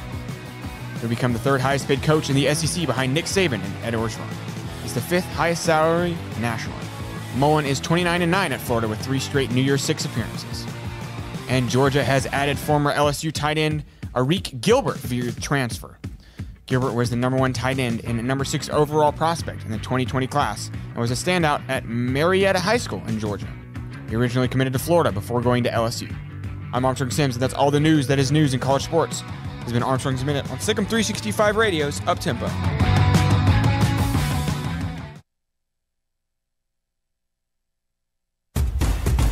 Hey, this is Bryce Petty, former starting quarterback and 2-time Big 12 champion, and I know firsthand the importance of being in top shape both on and off the field. So listen up, men. If you're feeling beat down day in and day out and looking for that high-performance edge that separates the men from the boys, then look no further than the Petty Clinic Low T in Waco. Petty Clinic is a comprehensive men's healthcare clinic with an atmosphere catering to men. Board-certified Dr. Kent Petty has a special interest in offering the highest quality medical care to men of all ages. Some of the services offered include screening and treatment for low testosterone or thyroid, infertility, high blood pressure, diabetes, high cholesterol, sleep apnea, while offering comprehensive wellness exams and complete men's health lab panels. High performance men, remember, it's not just a Petty thing. This is Bryce Petty, encouraging you to reach out and Google search Petty Clinic Low T or go to pettycliniclowt.com and get your complimentary lab screening today.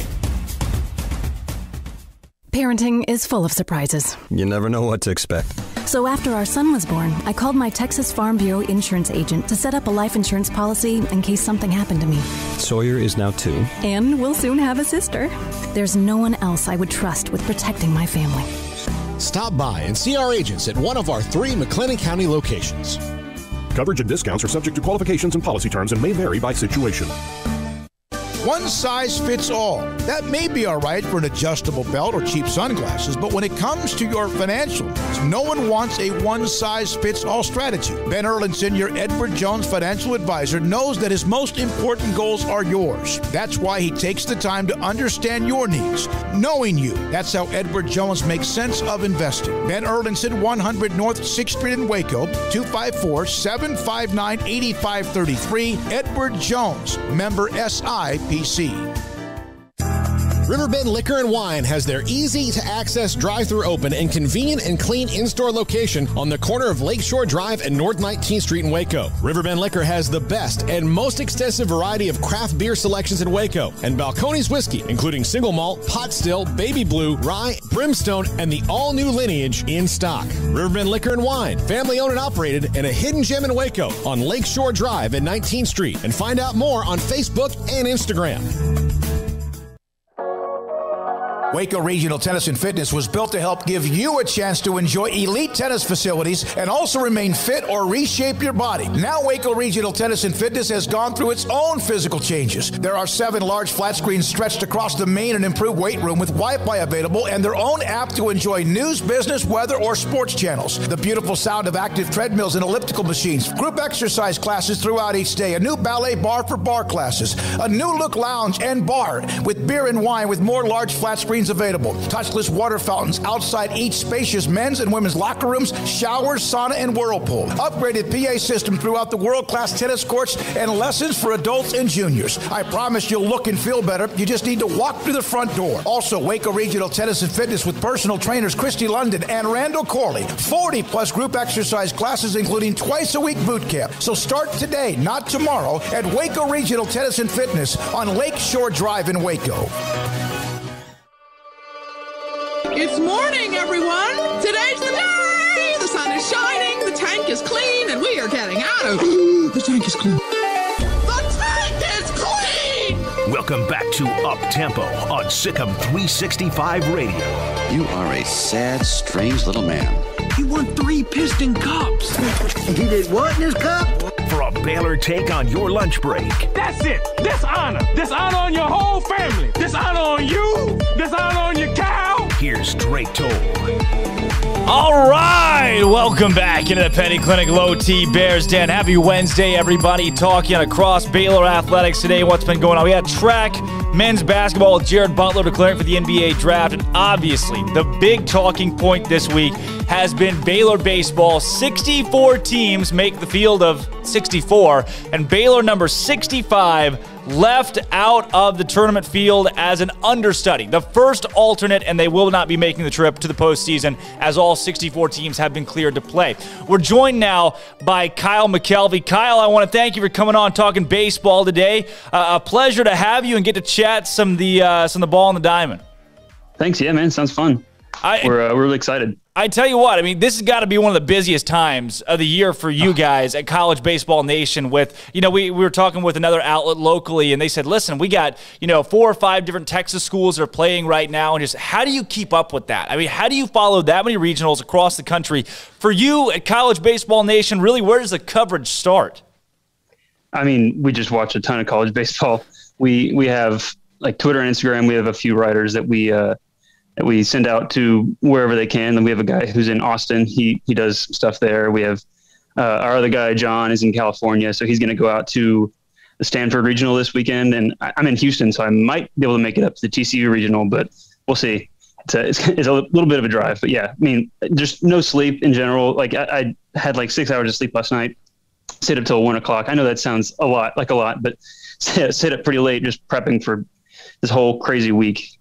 Well, Kyle, I know that it starts crazy, as we saw with basketball especially, and then it starts to maybe even out a little bit. But baseball, I know from experience, is even wilder than basketball for the sheer amount of teams. Well, the amount of teams is the same. So many games going on at once, the double elimination format, the regional format. For you, though, at College Baseball Nation, kind of walk us through. I want to be able to give plug to your site, to your Twitter, your Instagram, social media. What's been going on for you guys, and really, how did this whole thing get started? Yeah, so we have Twitter and Instagram at collegeballnat. Our website is collegebaseball.info. And we have a podcast, the College Baseball Nation podcast, anywhere you can find your podcasts. And this all started back in 2019. My friend John, he's the main guy for this site. He started it he saw that there was a lack of college baseball coverage just in general. There's like the big guys, D1 baseball and all them. But there's not a lot of like smaller focus like we are. We're national focused, but we really get into the weeds of all that stuff. And so he brought me on shortly after that, and yeah, it's been great ever since. We got to go to the College World Series that year in 2019 as credentialed media, and so we got to sit in the press box and go to the press conferences and everything. It was really cool. A really great experience. Well, Kyle, moving into this season, COVID takes away last year's postseason. Now you move into a year where things have been I want to say different, but it feels like baseball is going back to normal. I got to go up to Baum Walker Stadium for a weekend series against Florida, and it felt like baseball just is back. Sports in general are back. Moving into the regional, do you feel like sports have returned and baseball is at the forefront of that? Yeah, it's really cool that college baseball gets to be one of the first sports that is kind of up to 100% capacity. You got to see it.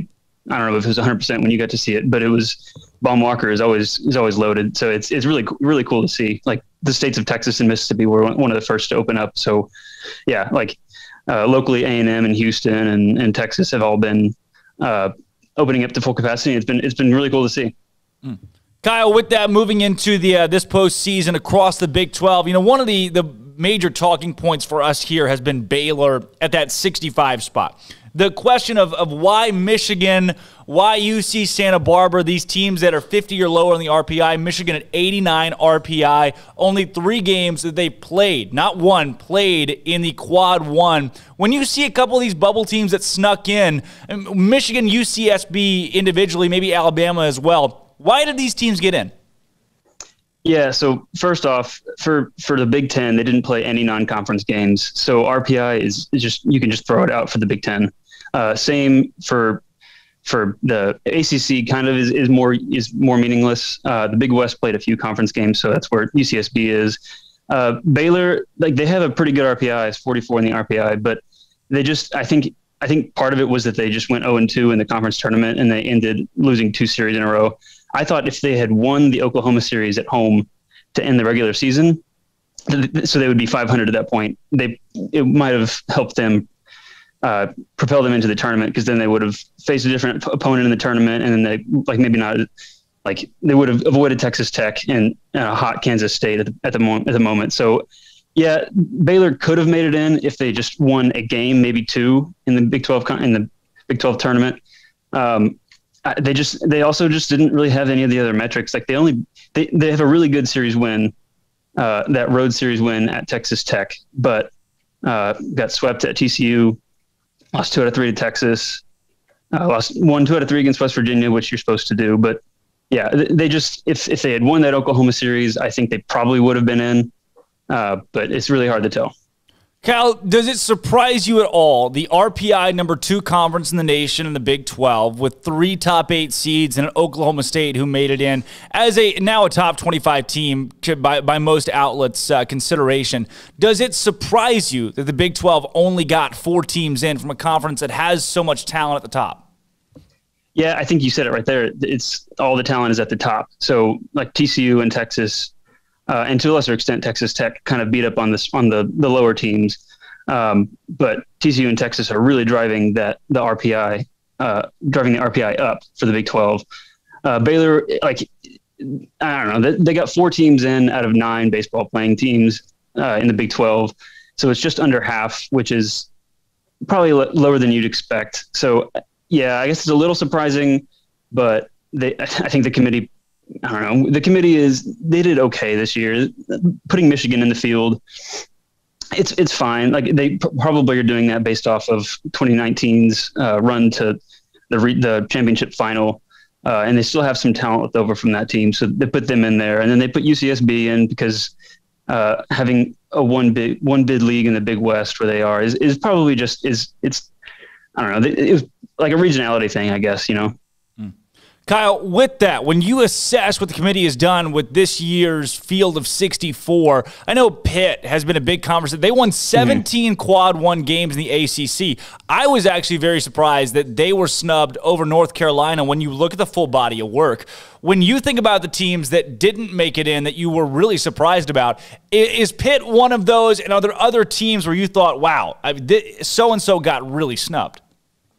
Yeah, so I agree with that. Pitt probably should have been in, but we actually had Pitt projected out in our last regional projection before the committee came out with theirs.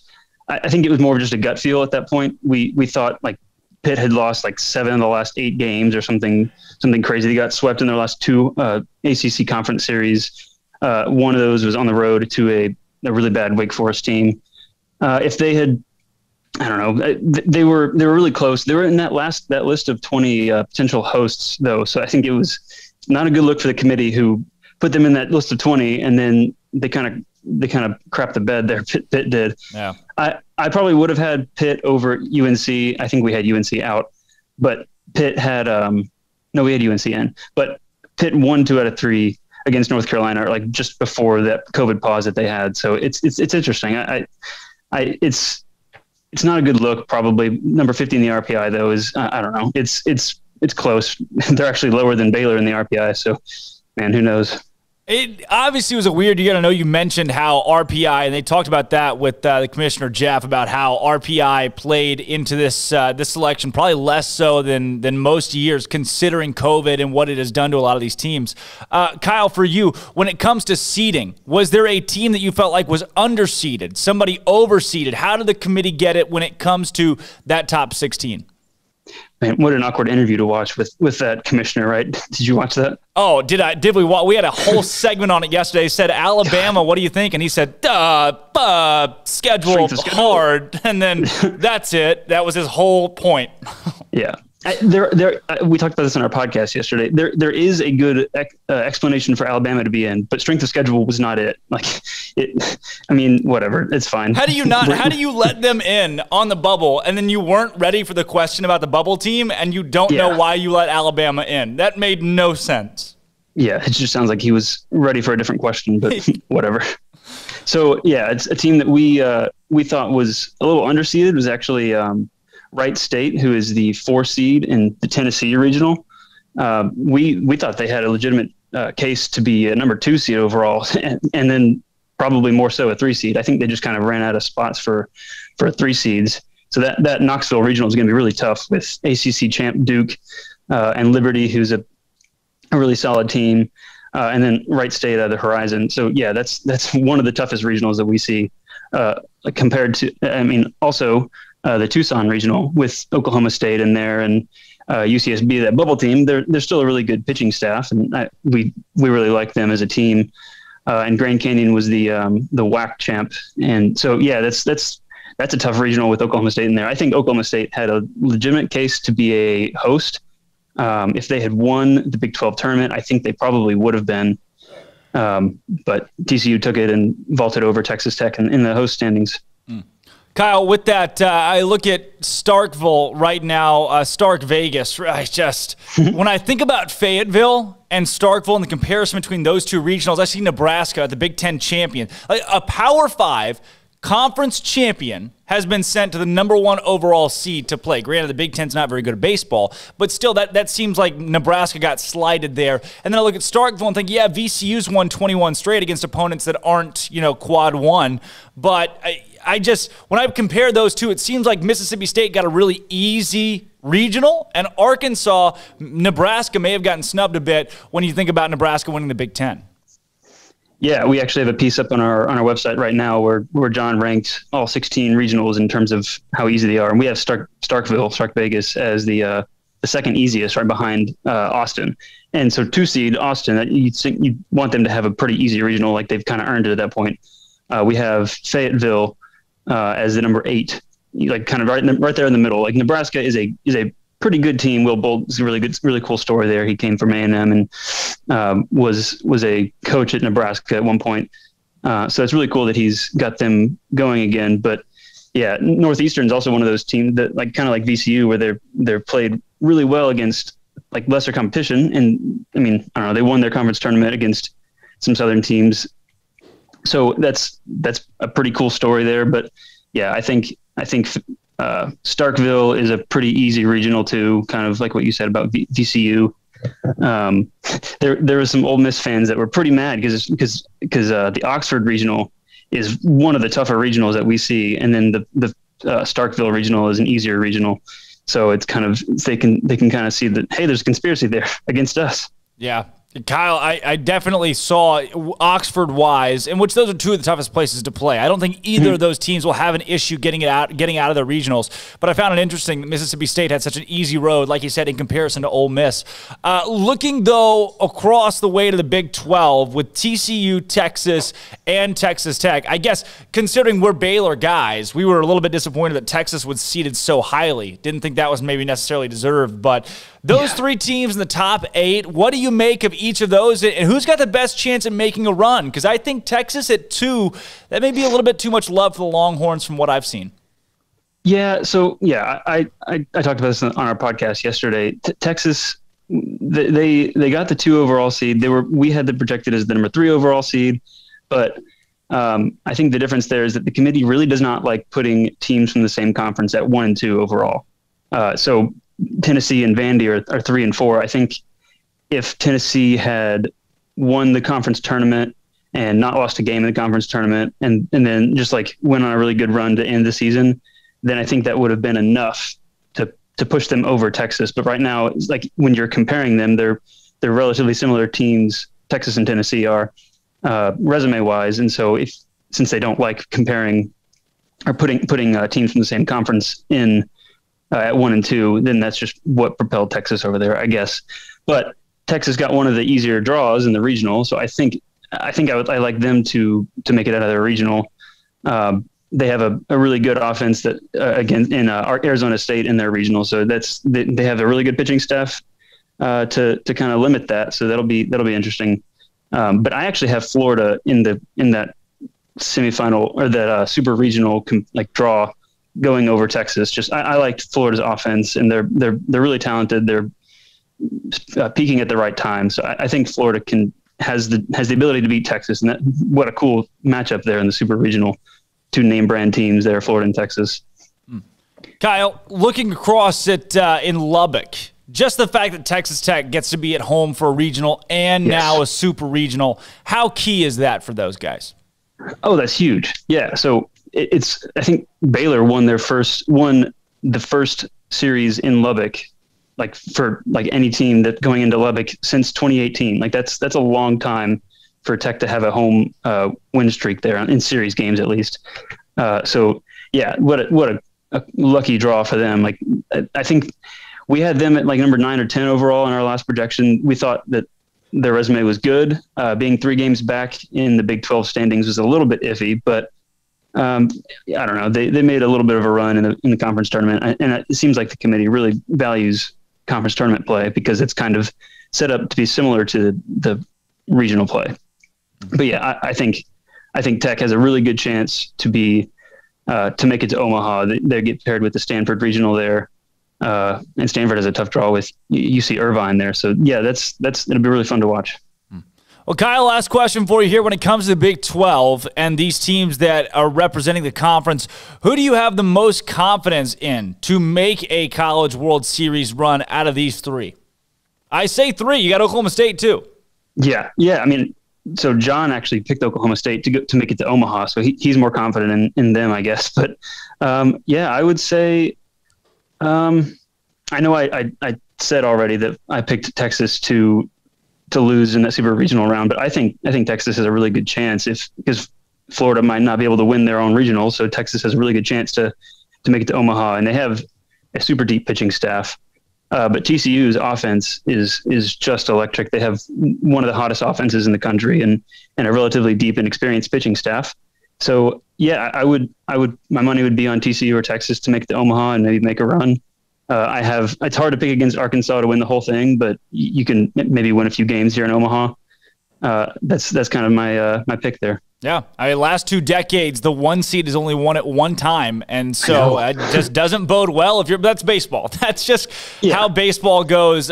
Maybe there's a Wright State, Coastal Carolina, somebody out in the doldrums of. I remember Kent State. The Golden Flash is making it in 2012. There's always one of those teams that just has 0 place, and then there they are. I think they won a game in Omaha that year too. So, 2008 Fresno State won the whole thing as a 4 seed overall. That was crazy. And I mean, just nuts stuff that happens in baseball. So who knows? I mean, anything like that could take place. But Kyle, we got a Bear Games question of the day today that we're giving all of our guests, callers, and everybody in the studio, and that is your favorite Baylor athlete of all time. I know I'm putting you on the spot, but I don't know. Like Jason Jennings was an All-American in the 90s, and you got your Max Muncies in baseball. I'm not going to just make you pick a baseball guy, but any Baylor player you remember that sticks out to you? If you're going to make me pick baseball, Nick Lofton was a really great batter, and like a few years ago, I think he got drafted relatively recently, but he's an insane talent. It was really fun to watch. But I mean, it's hard to pick against RG3. It's really fun to watch him in college. Winning the Heisman that year, and he was just slinging it around the yard. It was great. Gosh, Kyle with the Heisman winner cop out. I'll give it to you, but like that's just come on, man. But Nick Lofton, you may be the only one that says Nick Lofton today, though, so I'll give you some credit for that one. Hey, Kyle, I want to thank you for joining us today and talking some baseball across the country. Excited for this weekend and the tournament to kick off, and hopefully we can do it again too as these teams try to punch their ticket to Omaha. Absolutely. Sweet. Thanks again. That's Kyle McKelvey joining the show today to talk a little bit of college baseball from College Baseball Nation. Again, Kyle McKelvey. Check out College Baseball Nation on Twitter or Instagram. When we come back from this break, Morgan Uber joins the show from the Big 12, digital correspondent, to talk a little bit more baseball, some Jared Butler basketball, and Oklahoma men's golf in the national championship. Drake Toll, Jack McKenzie, Marquise Cooley, Andrew Robertson, and Armstrong Sims. Don't go anywhere. This is Up Tempo. It's all but over. The Baylor sports season has narrowed to a near close with baseball's exclusion from the NCAA tournament. For such, the track and field program is now the only group still in action this season. Todd Harbour and the Bears have punched around 20 tickets to the NCAA championships in Eugene, Oregon, as the team will compete there June 9th through 12th. In national news, Howard basketball star Makir Maker, the first 5-star to play at an HBCU, is declaring for the NBA draft without signing an agent to leave his options open. As a freshman, he averaged 11.5 points, 6 rebounds, and 2 assists in just 5 games. Kent State has extended its men's basketball coach, Rob Senderoff, through the 2025-26 season. The 47-year-old is the winningest coach in Golden Flash's history at 196 and 129 in 10 seasons. His teams have made one NCAA tournament in his tenure that came in 2017. Wake Forest has hired ex-Tennessee State coach Jason Shea as an assistant coach. Shea led ETSU for one season before Coach Steve Forbes left the Buccaneers to take over the Demon Deacons. In football, Texas Tech has landed all Sun Belt wide receivers Kalen Geiger, who's transferring from Troy. As a senior, Geiger caught 64 passes in 11 games. In 2019, he was Sun Belt Newcomer of the Year, catching 77 passes for 873 yards and 5 touchdowns. Florida's Dan Mullen has inked an extension to the 2026 season that raises his annual salary to $7.6 million annually. He'll become the third highest paid coach in the SEC behind Nick Saban and Ed Orgeron. He's the fifth highest salary nationally. Mullen is 29-9 at Florida with 3 straight New Year's Six appearances. And Georgia has added former LSU tight end Arik Gilbert via transfer. Gilbert was the number 1 tight end and number 6 overall prospect in the 2020 class and was a standout at Marietta High School in Georgia. He originally committed to Florida before going to LSU. I'm Armstrong Sims, and that's all the news that is news in college sports. This has been Armstrong's Minute on SicEm365 Radio's Uptempo. Hey, this is Bryce Petty, former starting quarterback and 2-time Big 12 champion, and I know firsthand the importance of being in top shape both on and off the field. So listen up, men. If you're feeling beat down day in and day out and looking for that high-performance edge that separates the men from the boys, then look no further than the Petty Clinic Low T in Waco. Petty Clinic is a comprehensive men's healthcare clinic with an atmosphere catering to men. Board-certified Dr. Kent Petty has a special interest in offering the highest quality medical care to men of all ages. Some of the services offered include screening and treatment for low testosterone or thyroid, infertility, high blood pressure, diabetes, high cholesterol, sleep apnea, while offering comprehensive wellness exams and complete men's health lab panels. High performance men, remember, it's not just a Petty thing. This is Bryce Petty, encouraging you to reach out and Google search Petty Clinic Low T or go to pettycliniclowt.com and get your complimentary lab screening today. Parenting is full of surprises. You never know what to expect. So after our son was born, I called my Texas Farm Bureau insurance agent to set up a life insurance policy in case something happened to me. Sawyer is now 2. And we'll soon have a sister. There's no one else I would trust with protecting my family. Stop by and see our agents at one of our 3 McLennan County locations. Coverage and discounts are subject to qualifications and policy terms and may vary by situation. One size fits all. That may be all right for an adjustable belt or cheap sunglasses, but when it comes to your financial needs, no one wants a one-size-fits-all strategy. Ben Erlinson, your Edward Jones financial advisor, knows that his most important goals are yours. That's why he takes the time to understand your needs, knowing you. That's how Edward Jones makes sense of investing. Ben Erlinson, 100 North 6th Street in Waco, 254-759-8533. Edward Jones, member SIPC. Riverbend Liquor and Wine has their easy-to-access drive-thru open and convenient and clean in-store location on the corner of Lakeshore Drive and North 19th Street in Waco. Riverbend Liquor has the best and most extensive variety of craft beer selections in Waco, and Balcones Whiskey, including single malt, pot still, baby blue, rye, brimstone, and the all-new Lineage in stock. Riverbend Liquor and Wine, family-owned and operated, and a hidden gem in Waco on Lakeshore Drive and 19th Street. And find out more on Facebook and Instagram. Waco Regional Tennis and Fitness was built to help give you a chance to enjoy elite tennis facilities and also remain fit or reshape your body. Now Waco Regional Tennis and Fitness has gone through its own physical changes. There are 7 large flat screens stretched across the main and improved weight room with Wi-Fi available and their own app to enjoy news, business, weather, or sports channels. The beautiful sound of active treadmills and elliptical machines, group exercise classes throughout each day, a new ballet bar for bar classes, a new look lounge and bar with beer and wine with more large flat screens available. Touchless water fountains outside each spacious men's and women's locker rooms, showers, sauna, and whirlpool. Upgraded PA system throughout the world-class tennis courts and lessons for adults and juniors. I promise you'll look and feel better. You just need to walk through the front door. Also, Waco Regional Tennis and Fitness with personal trainers Christy London and Randall Corley. 40-plus group exercise classes, including twice-a-week boot camp. So start today, not tomorrow, at Waco Regional Tennis and Fitness on Lakeshore Drive in Waco. I got breaking news here. We got Western Athletic Conference just announced they're adding several schools. The WAC. The WAC. Okay. Welcome back to Up Tempo on SicEm365 Radio. I think Coach Gundy would be like my guy that I would just like just the hair. Yeah. I just want to be able to see it flow when I kind of slam his arm down. Here's Drake Toll. All right, welcome Welcome back into the Petty Clinic Low T Bears Den. Happy Wednesday, everybody. Talking, got a lot going on across Baylor athletics and the national scene today.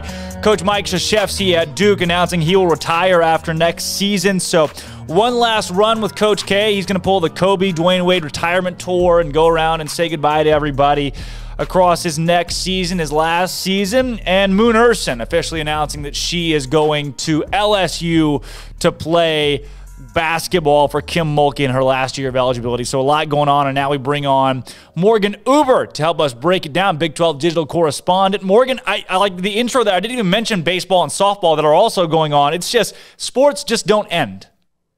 Yeah, talk about a crazy news day, something, two things that you and I probably, weren't really prepared to talk about at the top of this show, top of this hour. You mentioned Coach K, his name basically synonymous with college basketball, and the Moon Urson news breaking about 20 minutes ago. So I, was able to see those two things right before I came on to hop on here and talk it all and break it all down with you. Well, Morgan, let's start. I'll throw you one about Coach K just because, again, we're obligated to talk about it. Last season, not great for Duke, and the COVID deal, even the year before that, Duke has just not been the Duke of old, quote unquote, although they have a national championship in the last, 6 seasons. With that, though, transfer portal, the game changing in college basketball, and it's the old dogs can't learn new tricks. It seemed like recruiting the transfer portal, different things of that nature have taken a toll on Coach K, and he's just old. But what an illustrious career. Now retirement season on the cusp. I mean, just your assessment of the news that Coach K is now 1 year away from leaving the game. Yeah, I mean, shocking, but at the same time, we knew this day would come eventually, especially just a couple months ago, we heard the news that, Roy Williams announcing his retirement. So pretty crazy that both of these things, happening in the span of just a few months of each other. But, Coach K, what he has done there at Duke, I mean, both you and I, our entire lifetimes, we've grown up watching him, the head coach there. He's been there since 1980, Drake. I had to look that up. I knew it had been a very long time, but wasn't exactly sure how long. But, 12 Final Fours there at Duke, and, just an illustrious career. Like you mentioned, he'll definitely go down, as a legend, one that changed the game, for the better in a great way. And, I know you're going to have Chris Budden on later in the show, and she's had a lot of opportunities to cover Duke and, be around him and interview him. So she'll definitely be able to give you some great perspective. But, I've been able to watch from a distance, and, Duke is, as a young kid, just a team that we all grew up watching because of what he did and the, legendary program that he created there, and, definitely going to go down as one of the best of all time. Morgan, from men's basketball to women's basketball, Moon Urson announcing she would go with Kim Mulkey to LSU and play for the Tigers after leaving about a month limbo in between where folks thought maybe she comes back. Now she officially announces that she'll be in Baton Rouge. That's a big loss for Baylor and a big get for Kim Mulkey as she starts her era as a Tiger. It definitely is. And this is one of the things that we were kind of waiting to see and shake out. And, with Coach Cullen, one of the things that she's talked about doing is recruiting the players that she has there to stay. And unfortunately, this is one that got away. And, Moon, what she did at Baylor with Coach Mulkey, just an incredible career. And that she's going to continue to do great things at LSU. Certainly, a big loss for Baylor, but a great get for Mulkey and the Tigers. Morgan, moving from the basketball scene, I know there's still a lot going on there. Well, I say let's stay right there. Jared Butler finally declaring that he'll go to the NBA and announces he'll go pro. Is there anything more that he could have done at Baylor? It just seems like this guy is ready to be an NBA player. Jared Butler is a very, smart guy, both on the court and the classroom, and, all around just a smart guy. And why not, Drake, go out on top? I mean, there would have been, a lot of stars that would have to have aligned for Baylor, to have another national championship season. And as a player, it just makes sense to go out on top. He did everything that he could there, got a national championship banner that'll be hanging, in that arena for years and years, and definitely a name that will, be remembered forever at Baylor. So, he made us wait till the very last minute, announcing his NBA declaring to go. And this is something, he did a year ago and tested the NBA waters and went through that process. But it just seemed like the time was right. And I wasn't surprised. I was just waiting really for the minute that it was going to come. But yeah, made it go down to the very wire. Morgan, over to baseball and softball. Baylor baseball, out of the conversation for most people. I mean, D1 baseball, Baseball America, CWS 24/7 all remarked that Baylor baseball was off of the bubble. There was no way they were making it in or even going to be in the conversation. Lo and behold, 64 teams make it in, and their Baylor lands at number 65. Number one, were you expecting Baylor to even be that close in this postseason conversation? Gosh, I mean, again, call me a Big 12 homer, but I did expect them to get in, even with, going 0-2 in the Big 12 tournament. Just what they had done earlier in the season. I think the committee really overlooked, a lot of things earlier on. But at the same time, they were consistent in, showing that conference championships, conference tournaments really do, play into the importance of, where teams get in. I mean, you look at, in Alabama, they were part of the last four in, and they won 2 games there in the SEC championship tournament where, Baylor, they just, unfortunately laid an egg there. And, they dealt with COVID issues down the stretch, and they dealt with, a lot of adversity, and probably in a, non-COVID in a normal year, this team would have gotten in. You look at just number 2 RPI conference, just 4 teams in the Big 12 getting in. It did surprise me quite a bit. Morgan, with that, Oklahoma State, TCU, Texas Tech, and Texas all finding their way into the postseason. Baylor without a series win against any of them aside from Texas Tech. Really, does it feel like Baylor was just kind of one win out in this one? I think that's a great way to put it. And those, last 2 series, really where they could have done some things against Oklahoma and against Oklahoma State came up short.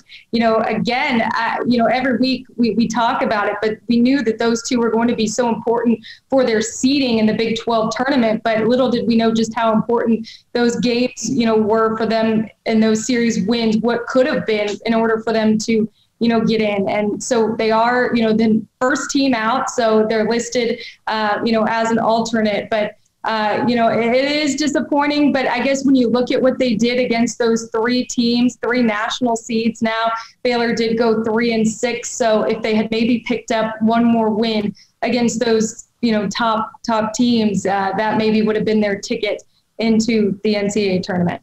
I know you touched on it, but to focus in a little bit more, you talked about the number 2 RPI conference in the nation. You got 3 top 8 teams that'll host for regionals and super regionals. Whether it would have been Oklahoma, Kansas State, or Baylor, does it feel puzzling that the Big 12 did only get 4? It does. I mean, you look at what, take Kansas State, for example, what they were able to do in the Big 12 tournament. I mean, they played TCU so close in that very first game, and then, had a revenge factor later on in the tournament, but then ended up falling short. And they were the number 7 seed in this Big 12 tournament. So it's pretty amazing to think, just from top to bottom. You can also say, West Virginia knocking off Texas there, not that they would have gotten in, but just overall looking at the strength of this conference as a whole, it is, a little bit puzzling to only have less than half of our teams make it, and with that being said, you also look at just how top heavy the Big 12 is, and the, strength of schedule was such a big factor. I mean, they had announced that on the NCAA selection show. That was the reason that Alabama got in. You just kind of wonder why, a Baylor wasn't factored in, considering this is the number 2 conference in the nation. Well, Morgan, moving from Baylor to the teams that made it in, the Texas Techs, TCU, Texas, Oklahoma State, did it feel like the seeding for each of those teams from your perspective was fair? I mean, looking at my assessment of each of those, very interesting to me that Texas landed at 2. It favored Texas Tech for them to be at 8. TCU, I like their spot at 6. What do you make of this field? If to be honest, looking at it, it does make sense. And I think, Kyle, who you had on just before me, made a really good point that they didn't want to put a number 1 and number 2 overall seeds, being from the same conference. So I think that's maybe why Texas got the edge at number 2 overall. I think you could make an argument for them being there where they were actually seated, or maybe, one back at number 3, but gotta like where they're at and definitely have, a great path to come out of their regional. And then TCU, when you look at where they were a week ago before this tournament, they kind of had to win this whole thing in order to be a top 8 national seed. They really had struggled down the stretch of conference play, and even took a non-conference series loss against an opponent they definitely shouldn't have. So I think TCU, they've got their rhythm back, got their mojo back in all the aspects, and one of the things that they've struggled with is consistency on the mound, and I think they did a much better job of coming out of that. And also their lineup looked really explosive compared to, what we saw from Texas, looking a little bit flat. And for Texas Tech, they were a team that we also thought had the potential and were likely a top 8 national seed block, but had to, probably pick up a couple wins there in the Big 12 tournament, and they did just that. And I think their regional is a little bit tougher with UCLA there at number 2. I think they could potentially pose some problems, but all in all, these are 3 teams that are poised to come out of their regionals and keep moving on and keep representing the Big 12 on the national stage. Morgan, taking a bit of a deep dive into a couple of these regionals and the way they pan out. Like you mentioned, just talked to Kyle about his thoughts on some of these. You got Texas facing Arizona State at home. They've got Fairfield, the team that started 33-0 this season and ended up finishing out as second in their respective conference, making it as an at-large. That Arizona State team was decent, okay in the Pac-12. Southern as well in there. They were 2 seed in their respective conference, sneaking in by winning their conference tournament. Seems like Texas got maybe an easier draw in their regional along with that number 2 overall seed. Definitely. I mean, there's no question about that. They are by far the favorite to come out of there. Looking at, the number 2 seed being Arizona State. I think when you look across all of these regionals, the one thing that is just, crazy to think about is just how strong some of these number 2 seeds are. I mentioned the Lubbock regional, UCLA there at number 2. The Tucson regional, we got, our Oklahoma State team for the Big 12 as a number 2 seed. And then at the Fort Worth regional, you have a dangerous Oregon State team who, they bring back some pieces. They just won a national championship back in 2018. So they have some of those veteran pieces that knows, what it takes to, get there and win this whole thing. So I think, when you look across the Big 12 teams and where they are regional wise, Texas by far does have the easiest draw to move on. But again, I think hopefully they've fixed some things and, learned some things and some things to take away from the Big 12 tournament because their lineup, offensively, they did look a little bit flat. Morgan, I'm glad you mentioned Oregon State at TCU. Taking a deep dive into the Fort Worth Regional, number 6 TCU has McNeese State, who won the Southland Conference. Dallas Baptist, they won their conference. Indiana State was able to get I don't want to say that because I don't remember correctly, but Dallas Baptist is in, and then Oregon State also there. DBU, they're perennially in the tournament. Oregon State, 2018 national champions. Fort Worth is going to have to play well to TCU because it's a tough field. That it is. But then again, Fort Worth, they're definitely going to pack that place, and TCU is going to have plenty of fans there to pull for them. But I do think, that number 2 seed, Oregon State, could present some challenges for TCU there. But I really like the way that they're playing right now. And I think, if they're able to continue building on the momentum and what they were able to string together there at the Big 12 championship, coming off of, a championship win where they won the championship there, but, with the regular season, they had to share that title with Texas. And I think one of the things that, really stuck out to me throughout this past week with TCU is they're playing with a chip on their shoulder. It came down to the wire in the regular season where they had the opportunity to outright win that, Big 12 title, but weren't able to get it done against Kansas State in that regular season finale. And then it was just so fitting they had to face the Wildcats, numerous times throughout the past week of the tournament. But I think TCU's, they're playing with, a whole different type of mojo to me, the way, this whole team is coming together. It's the bats and also the pitching that, they're clicking in all the right cylinders, and they've had bits and pieces throughout this entire season of looking like a team that could win this entire thing. And I think right now they're playing really well, and that's when you want to play well. It's survive and advance at this point. Morgan, over to Texas Tech in Lubbock, the 8 seed Texas Tech, and how it's so huge that they got to be the 8 to host for regional and super regional, because it's so tough for anybody to win in Lubbock. They get Army, UCLA, and North Carolina. North Carolina was a surprise to me. They made it into the tournament, but they did. UCLA is a team that's been spotty this season, but it's a Pac-12 powerhouse that's usually right there. They're a decade removed from a couple of championships. Lubbock, again, granted they're at home, but they're going to need that.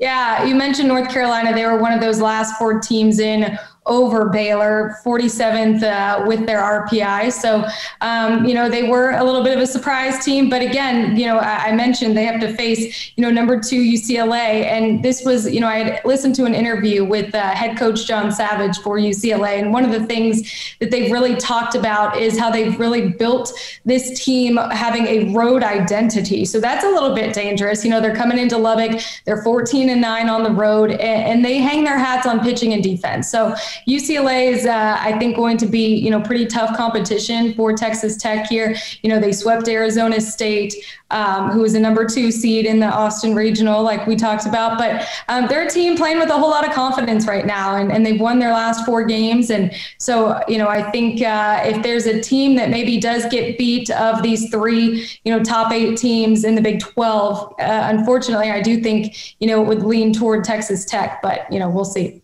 And then, Morgan, if I am Arizona, I am absolutely I'm just upset with the committee for putting Oklahoma State in the regional. Granted, UCSB and Grand Canyon don't pose a huge challenge, but Oklahoma State's got a real shot to overtake that 5 seed and have a road to the College World Series. I mean, if you watched any of the Big 12 championship game between TCU and Oklahoma State, they're a dangerous team, and they're dangerous here in the postseason. If you liked offense, they gave you a whole lot of that throughout the tournament. So I do think, it's going to be really interesting, and I do think they're going to pose a really big challenge there in their regional, and they have the potential to break out, as a number 2 seed. So we'll see what happens, but, being the Big 12 homer I am, I'm giving them an edge here. Morgan, moving over to the Women's College World Series that kicks off tomorrow, noon, Oklahoma taking on James Madison, which is a really intriguing matchup after James Madison went on the road to Missouri and won. They went on the road and won a Tennessee regional, went and beat Missouri in a super regional in Como, and now they get Oklahoma on the nation's biggest stage in college softball. And then Georgia and Oklahoma State, which is a very intriguing matchup.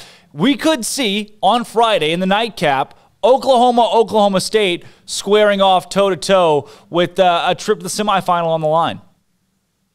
Wouldn't it just be great? I mean, to have Bedlam there in Oklahoma City, with 2 teams that, how great is it, though, for just the entire state of Oklahoma, for the Big 12 conference to have that potential. But they're playing 2 really good teams. I guess, first taking a look at what Oklahoma has to get through. I mean, there's no question they're the number 1 team in the country. They swept the National Player of the Year awards. It was the first time since these awards have been around. Jocelyn Allo winning Player of the Year, Tiare Jennings winning Freshman of the Year. That news, came out last night. I mean, this is by far probably, it might be the best offense we've ever seen in college softball history. So something super special. And the way that they, on national TV, the first time that ABC had ever had, college softball on, I mean, all eyes, the entire country watching this game between Oklahoma and Washington. And then, another run rule victory for Oklahoma, something that they've done all year. But again, they've got to get past a very talented JMU team. Odyssey Alexander, what she has done, throwing over 600 pitches in the postseason, just absolutely incredible.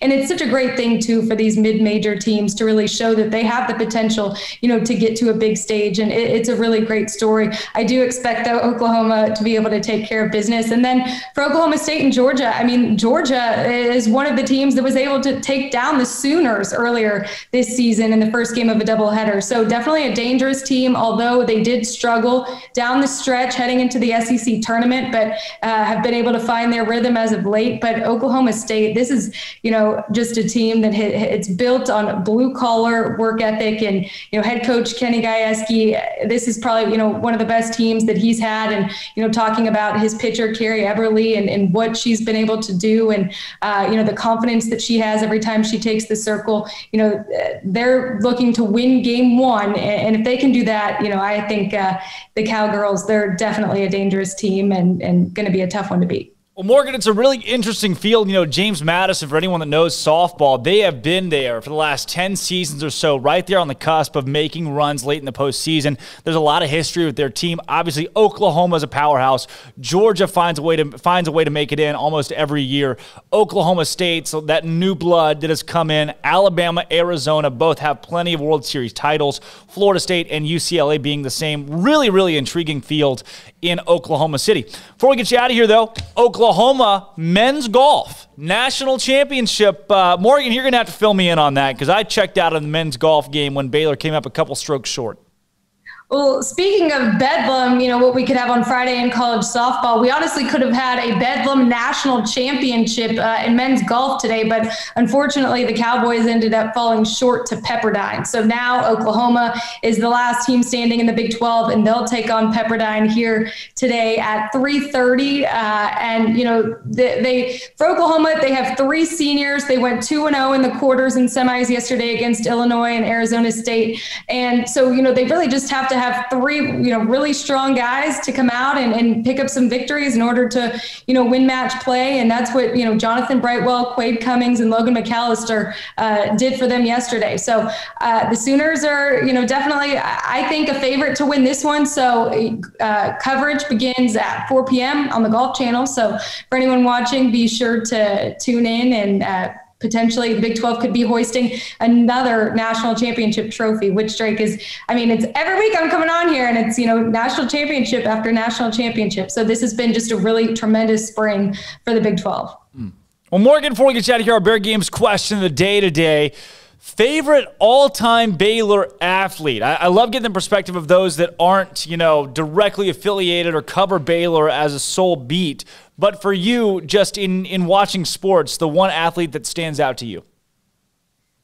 Interesting. So, okay, I'm going to take a little bit different of a approach here. I'm a sucker for a great story. And in my mind, there's really no better story than Freddie Gillespie as of recently. And just because I've gotten to actually interview him and talk with him, I did a piece on him last year, right after COVID hit and things were, completely silent when he was preparing for the NBA draft and, what he was going through. And now to see him, playing in the NBA, going from Division III to, coming to Baylor. And even though he wasn't a part of this national championship winning team, he laid a great foundation for what this team here in 2021 was able to do. So I'm going to go, Freddie Gillespie, someone, in recent years, someone that I've gotten to cover and gotten to know. So a little bit of a different take there. Well, Morgan, I will lock it in. Freddie Gillespie now starting in the NBA, has started games for the Raptors, coming off of playing D3. Unbelievable story and unique perspective to have him at that number 1 spot. But Morgan, I want to thank you for coming on. Let's do it again in the heat, really, of a College World Series. Drake, thanks so much for having me. Looking forward to joining you next week. Always a pleasure. Thanks again. Morgan Uber, Big 12 digital correspondent. When we come back from this break, Matthew Postins joins the show to talk. I guess we'll talk about Coach K. It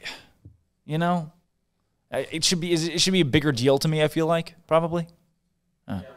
It should. Yeah. I just kind of like, meh.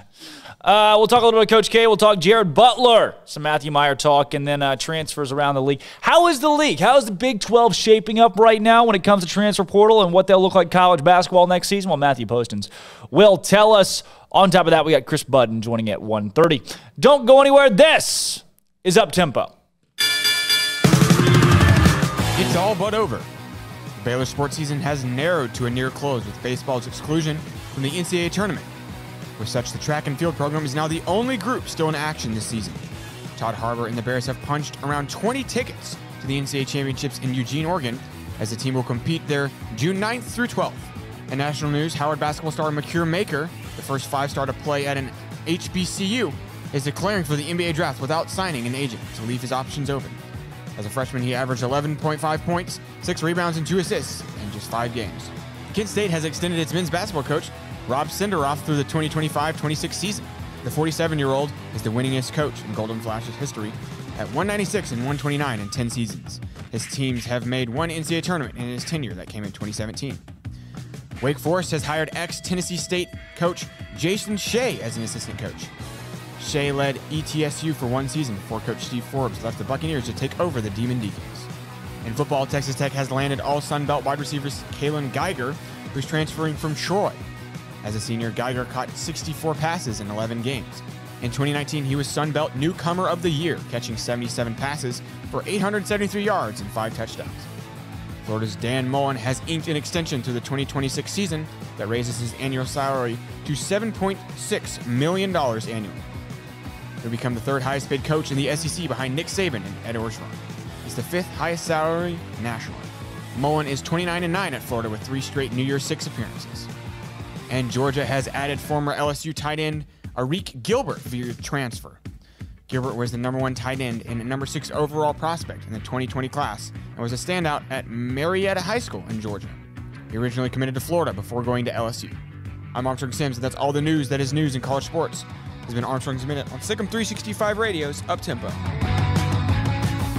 Boozers is the wedding ring store and more. If you're ready to get engaged or already married and want to upgrade your wife's ring for a special anniversary, Boozers is the place to go. With the largest selection of premier quality diamond engagement rings and wedding rings in Central Texas. They have 7 cases with over 300 styles of rings from top designers like Natalie Kay. Choose from yellow, white, or rose gold, plus beautiful top quality loose diamonds. With an in-house jewelry, they can also custom make anything you want. Bring in a picture or drawing and let Boozers create your one-of-a-kind pendant or ring. They can even use some of your old gold and diamond jewelry to create something new. At Boozers, you'll find a great selection of quality timepieces, and Boozers is the place for expert watch maintenance and repairs too. They specialize in expert Rolex watch repair for fine jewelry, watches, custom work, and more. Go to Boozers on Valley Mills and Lake Air Drive in Waco. Boozers, the wedding ring store and more. With so many companies and policies out there, it gets so confusing shopping for insurance, and I never know if I'm getting the policy that's right for me. Luckily, I met the team at the Niche Group Insurance Agency. With the Niche Group, you can go to one company and get access to coverage options from many insurance carriers, and you get to speak to a real person about your specific coverage needs. With the Niche Group, I know I'm getting the right coverage at the right price. If you need insurance, talk to the experts at the Niche Group at 1-800-258-8302.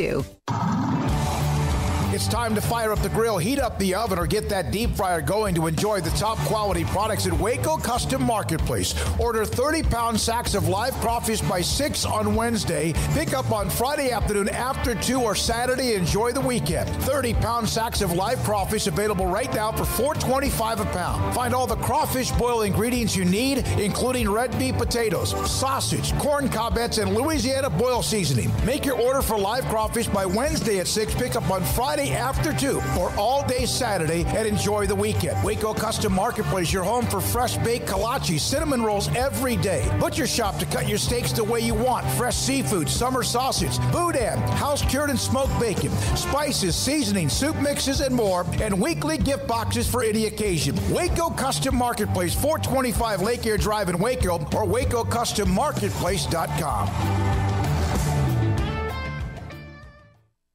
At Baylor University, students find their place to shine. They're faithful friends and inspirational leaders. They're championship teammates and independent thinkers. They're on the cutting edge of high tech and in the halls of history. If you want to make the world a brighter place, you can. And if you want to shine in your own way, you can. The spark you need is already inside you. Bring it to Baylor, where lights shine bright. Don Humidor, your home with a 48-foot walk-in humidor with the elite cigar brands from around the world, including the #1 cigar of the year, Aging Room Cuatro Nicaragua. Plus, they have the great brands like Macanudo and Artur Fuente, Rocky Patel, Aston, and so much more. CBD, great for sore muscles, aches and pains, sleep, Vita Dreams, and anxiety, mild depression, general health and wellness. Their staff very knowledgeable on the subject. If anyone is curious about CBD, ask Carol and Ashley. Don Humidor in the Townwest Shopping Center off Valley Mills in Waco. Welcome back to Up Tempo on SicEm365 Radio. No capes. Do you remember Thunderhead? Tall, storm powers. Nice man. Good with kids. Listen. Call us on the Impact Health Labs caller line at 254-339-1122. China guy, snag on takeoff. Splashdown, sucked into a vortex. No capes. Here's Drake Toll and Armstrong Sims. Welcome back to the Petty Clinic Low T Bears Den. Happy Wednesday, everybody. We're talking Baylor men's basketball and Jared Butler's declaration to go to the NBA. A lot of baseball talk this week as well. Moon Urson deciding to jump ship and go to LSU with Kim Mulkey. And now on the show to help us break down everything that is sports in the realm of basketball today, Matthew Postins of Heartland College Sports. Matthew, thanks for coming on as always. Just when we think things are winding down, they just don't.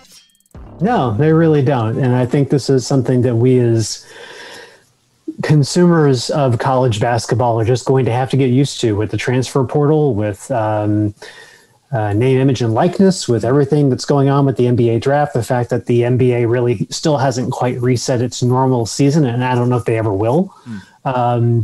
It's going to be like this year round. Decisions being made, things being talked about.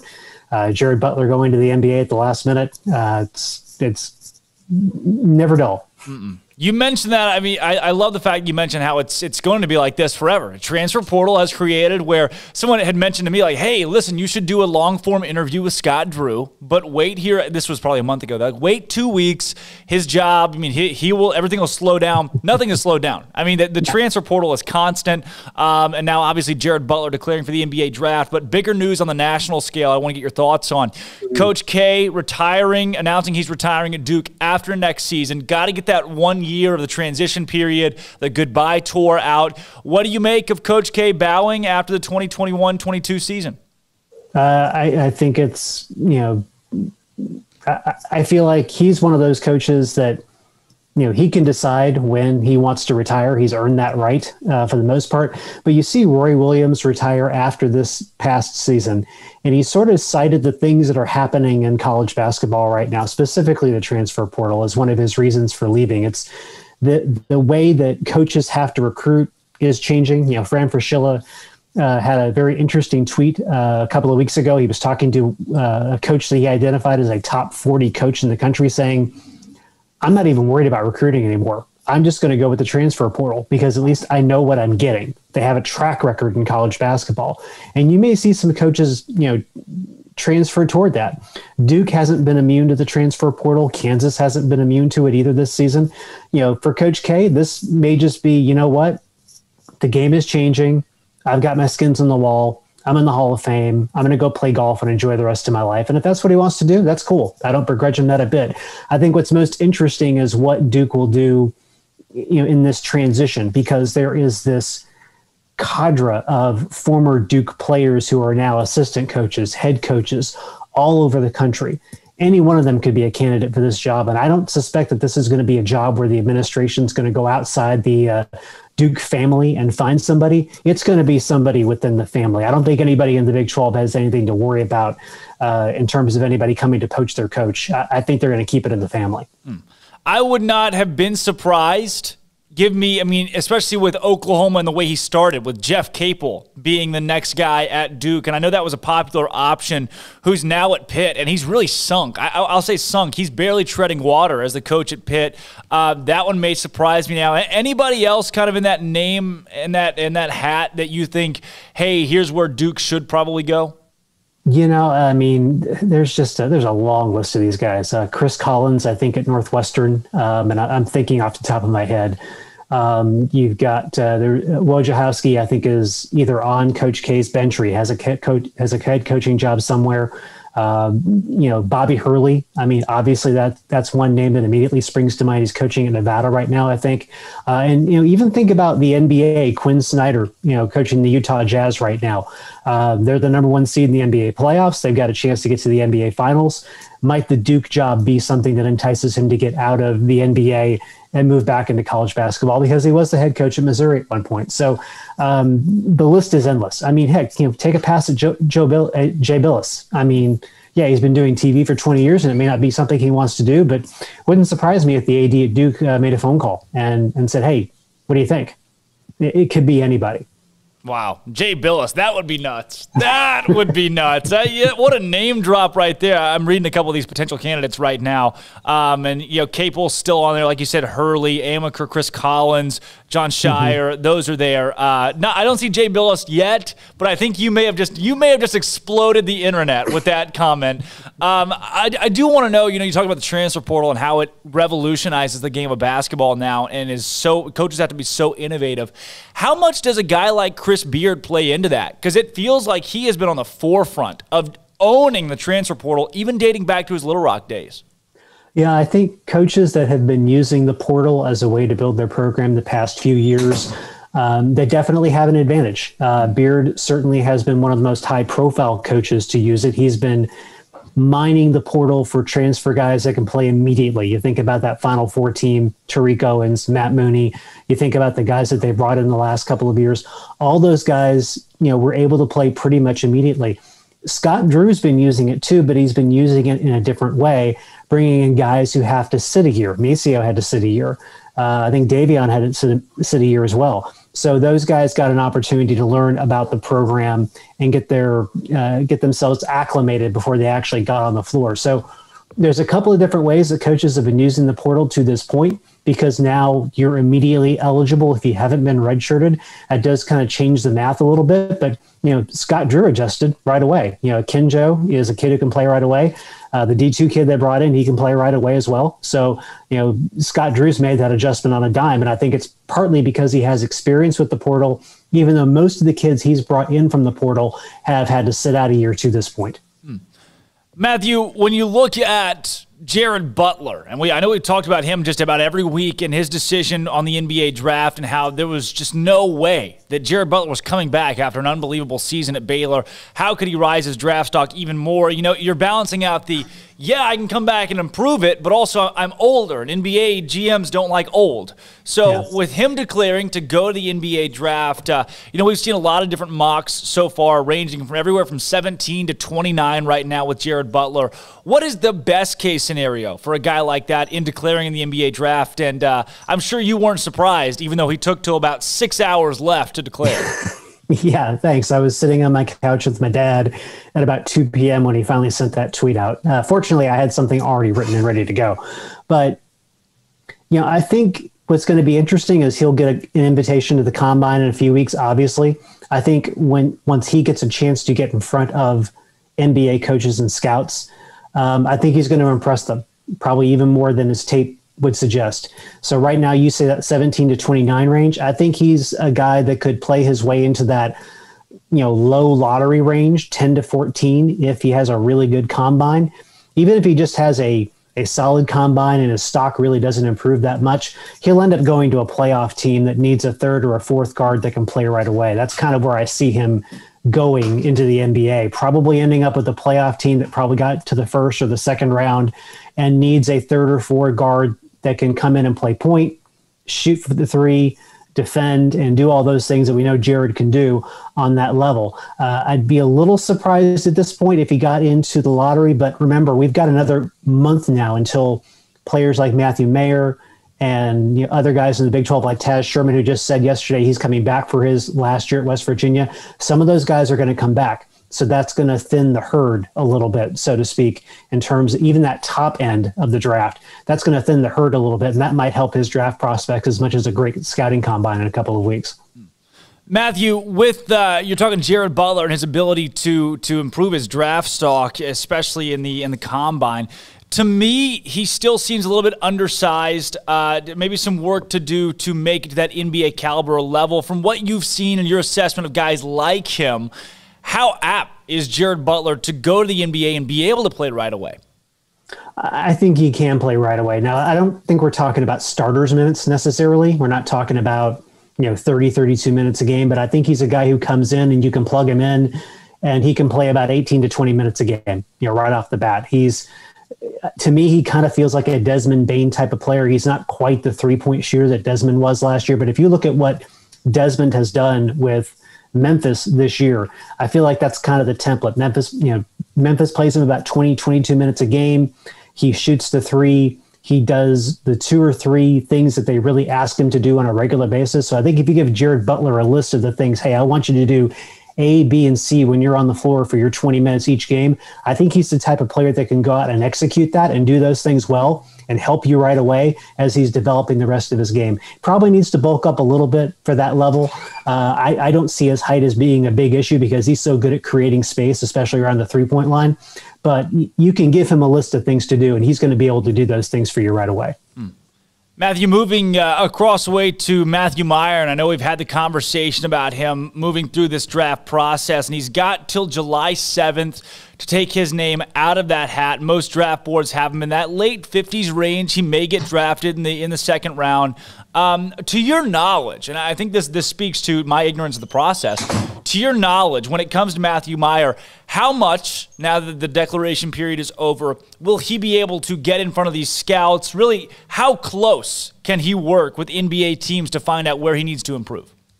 He can work very close because they've relaxed the rules over the past few years. It used to be once you declared, you were done. You couldn't come back. And then they relaxed it to where you could declare and then come back, but you couldn't have a lot of contact with NBA teams. You could have contact with the league and get your scouting report from them, but you couldn't really have a lot of contact with teams unless you hired an agent. Now you can declare, you can come back. You can actually get invited to the combine and go through that process and get more detailed scouting and information from some of the teams that might potentially draft you. So I see Matthew Meyer as a player that's going to stay in the process probably the entire month of June, because the combine is basically that last full week of June, and get all the information that he needs to make an informed decision about whether he should stay in the draft or not. I still think his best play is to come back to Baylor for one more year and improve his game and improve his stock to where he could be a potential first-round pick. Because like we talked about last week, he has the build, the height, the three-point shooting ability, and the defensive ability to be a first-round pick next year. But I think the only way that happens is if he comes back for one more year. But the rules have changed to where players like him, like Sean McNeil at West Virginia, and some of those other guys who are in that pile of I'm trying to get my report card and trying to figure out where I fit, they get a lot more information than they might have gotten 5 years ago. Matthew, with looking across the conference and the transfers and what's changed, because so much changes week to week between when we talk, I do want to go to the women's basketball side just a bit before we get to the men's transfer portal, because I know you get to cover a little bit, not cover maybe necessarily, but follow the women's game. Moon Ursin leaving Baylor to go to LSU with Kim Mulkey. Not too much of a surprise for us, although a big loss for Nikki Collin and the Lady Bears. Any thoughts on Moon Ursin taking her talent to Baton Rouge? Well, I think anytime you leave a job and go to a new job, you're trying to balance bringing in new things for the program that you're building and creating your own comfort level as a head coach to, lean on those things that have worked for you previously. And, with her moving to LSU to join Kim there, that gives Kim some level of comfort because they've worked together for a while. They've recruited together. She knows what Kim's looking for in terms of a player and in terms of how those players are going to fit into that program. So that gives Kim a lot of comfort level. For a new coach, sometimes that can be really helpful to you just in terms of being able to say, okay, this coach is leaving. That's fine. I can go hire my own coach and bring that person in who knows my scheme and knows my style. So it has potential to be a win-win for both programs. It's certainly going to help LSU, I think, in the short term more than it's going to help Baylor in the short term. But it kind of gives both of those coaches the freedom to do what they want to do. It's always that delicate balancing act. You saw what TJ Otzelberger did at Iowa State. He kept a couple of Steve Prohm's guys, and he brought in a couple of guys of his own. So he kind of put a nice mix together of coaches who knew what he wanted to do and coaches who could come in and learn what he wanted to do and bring different things to the table, like their recruiting ability. So there's a delicate dance when you put that staff together, especially for the first time. And this kind of opens things up for Nikki to kind of do her own thing, I think. Matthew, moving into Big 12 transfer portal and guys making announcements, I really want to start with Taz Sherman and his call to stay at West Virginia, come back and play another year for Bob Huggins. I'm not sure, just really from your perspective, was that expected for Taz Sherman to come back? I totally expected it. I hadn't seen him in any mock drafts the last couple of months. I firmly believed when he decided to submit his name to the NBA, it was all about getting his report card. And, with him, pulling out and going back to school now, he can start participating in West Virginia's conditioning program right now. In fact, players just started returning to campus this past weekend because a lot of those restrictions from COVID have been relaxed now. And B, it tells me that he's gotten more than enough information from the NBA and from some particular teams that he knows what he has to work on. And this is what Jared Butler did last year. He put his name in the draft. He got his report card. He found out that NBA teams needed to see him be more proficient with his left hand. They needed to see him be a better mid-range shooter. They needed to see him be a better on-ball defender. And you saw the results of that feedback this past season. So I think this tells me Taz Sherman has the information he needs to make himself a better player, make himself more attractive for the NBA, and he's ready to get to work for West Virginia. The fact that he averaged 13.5 points for West Virginia last year, it's a big deal for them to have him back. Since Derek Culver is not coming back, he submitted his name. He hired an agent. He's gone. So, now the watch is on Sean McNeil, another player that I firmly believe will come back to West Virginia. And then there's Miles McBride, who right now some people look at as a second-round pick, and now I'm not so sure if he's coming back or not. Matthew, just looking at your list on HeartlandCollegeSports.com, when it comes to guys that have announced that they're going to go, the big names across the Big 12, Greg Brown, Jared Butler, Derek Culver, Cade Cunningham, Kai Jones, Mac McClung, and Davion Mitchell. I mean, that list of players is one of the deeper that I've seen coming out of the Big 12, just so top-heavy of guys that could be solid NBA prospects even within the next 2 or 3 years. What do you make when you compare that list to classes in the past? Well, I mean, you just think about last year's Big 12 class. I think there were 3 first-round picks, Tyrese Halliburton, Udoka Azubuike, and Desmond Bane. And this year we may be looking at 5 or 6 Big 12 players taken in the first round, including, potentially the number 1 overall pick in Cade Cunningham. It's one of the better Big 12 draft lists I've seen in quite some time. And when you consider that some of those guys who have declared and aren't coming back won't get drafted, I have some question as to whether Mac McClung will get drafted, honestly. And not because Mac's not a great player, but because this is such a deep, deep draft this year. So some of those guys are going to end up getting free agent contracts, and that might end up actually being a better situation for some of them. Even though they'll have to work harder to get into the league, they can pick the right situation for them, something that fits their skills, something where there's an opportunity for them to perhaps play on a 2-way contract between the NBA and the G League. So there's going to be a lot of opportunity there, but don't kid yourself. Not all of these guys are going to hear their name called on draft night because there's only 60 selections. Matthew, too, I saw a list. I follow the draft, the NBA draft tracker, because I say almost daily, but it is daily because it changes so frequently with what you guys do at Heartland College Sports, covering it so well. And you mentioned the prospect. The one thing that I wanted to touch on NBA draft-wise, which we don't follow a lot of this is a college sports show. But NBA-wise, the prospect of Cade Cunningham and Jared Butler being teammates right away in the NBA that's not out of the question at all. No, it's not. There are a couple of teams in this draft that have 2 picks in the first round. I think the mock you're referencing is one that I found a couple of weeks ago and posted, and I think it was Houston drafting Cunningham number 1 overall and then drafting Butler later on in the draft. There was a mock draft that somebody put together 6 months ago, and this tells you how much things have changed, and a legitimate mock draft at that, where they had Oklahoma City taking Davion Mitchell and Jared Butler back-to-back at the beginning of the second round. So there is that potential, because there are several teams in the first round that have 2 picks. Not that they couldn't trade those picks or trade the rights to those picks.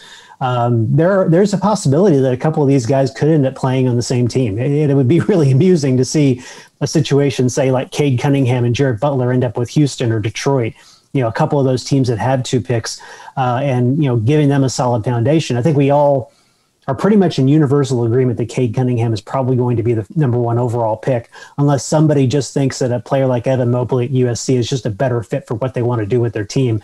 The really interesting question is where Jared Butler ends up. And if Butler and Cunningham end up as teammates, I think that'd be a lot of fun to watch, to be honest. Then, Matthew, my last question for you here, breaking down across the Big 12 Big East Challenge. I don't know if you've gotten a chance to see some of these matchups, but obviously Baylor hosting Villanova, likely going to be a top 5, top 10 matchup with those two in Waco. Looking at Kansas at St. John's, with St. John's, the prospect of having Champagne back could be big. UConn, West Virginia. Butler at Oklahoma to me is really intriguing as well. Are there a couple of these, I guess TCU going to Georgetown, just for a matter of fact of a Big 12 team playing in a historic place like Georgetown? Which of these matchups, if you've gotten a chance to look at them, really stick out to you? Well, obviously Villanova Baylor, that might be a game where I just have to take a day off from work and come down and cover it, because that has the potential to be, the kind of game that they played against one another 2 seasons ago when they played each other at Myrtle Beach in the championship game. Yep. Baylor players talked about that game as being a game that kind of triggered their run of success in 19 and 20 and then last season. So getting that rematch, that's awesome. That's one of those great December matchups you love to see. I think Marquette and Kansas State could be intriguing just because of the Shaka factor. I mean, Bruce knows Shaka well from their times coaching against one another in the Big 12. So that becomes an intriguing game to me. I think that I think the Kansas St. John's game could be intriguing too. But I think one game that will be really interesting to watch, and that's one of the nice things about this Big East Challenge, is that West Virginia gets to play all these teams they used to play every year. So they're playing UConn at home. And while UConn is not quite what they used to be, that's still always a really good quality game from the Big East days. I'm interested to see, I don't know how long it's been since they played one another, but I'm interested to see how that game translates. So that would be one of those games I'd certainly watch on TV, even if I didn't have a rooting interest in it. Well, Matt, before we get you out of here, we got our Bear Games question of the day today. This one, been interesting to get the perspective of those that don't cover Baylor directly as a beat, but it is your favorite Baylor athlete all time, any sport. Who would you go with? Oh, wow.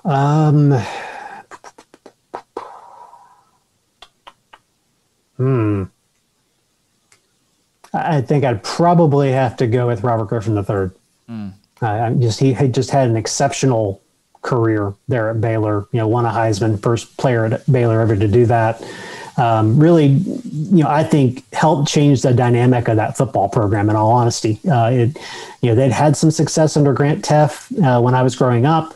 They were always a program that people respected, but Robert really took them to another level. Those couple of years he was there, I actually saw him in the Texas Bowl the year before he won the Heisman, and I was really just stunned at how productive a player he could be, both as a passer and as a runner. And, just the impact that he had on that program, it's pretty similar to the impact that Scott Drews had on the basketball program and Kim Mulkey had on the women's basketball program there at Baylor.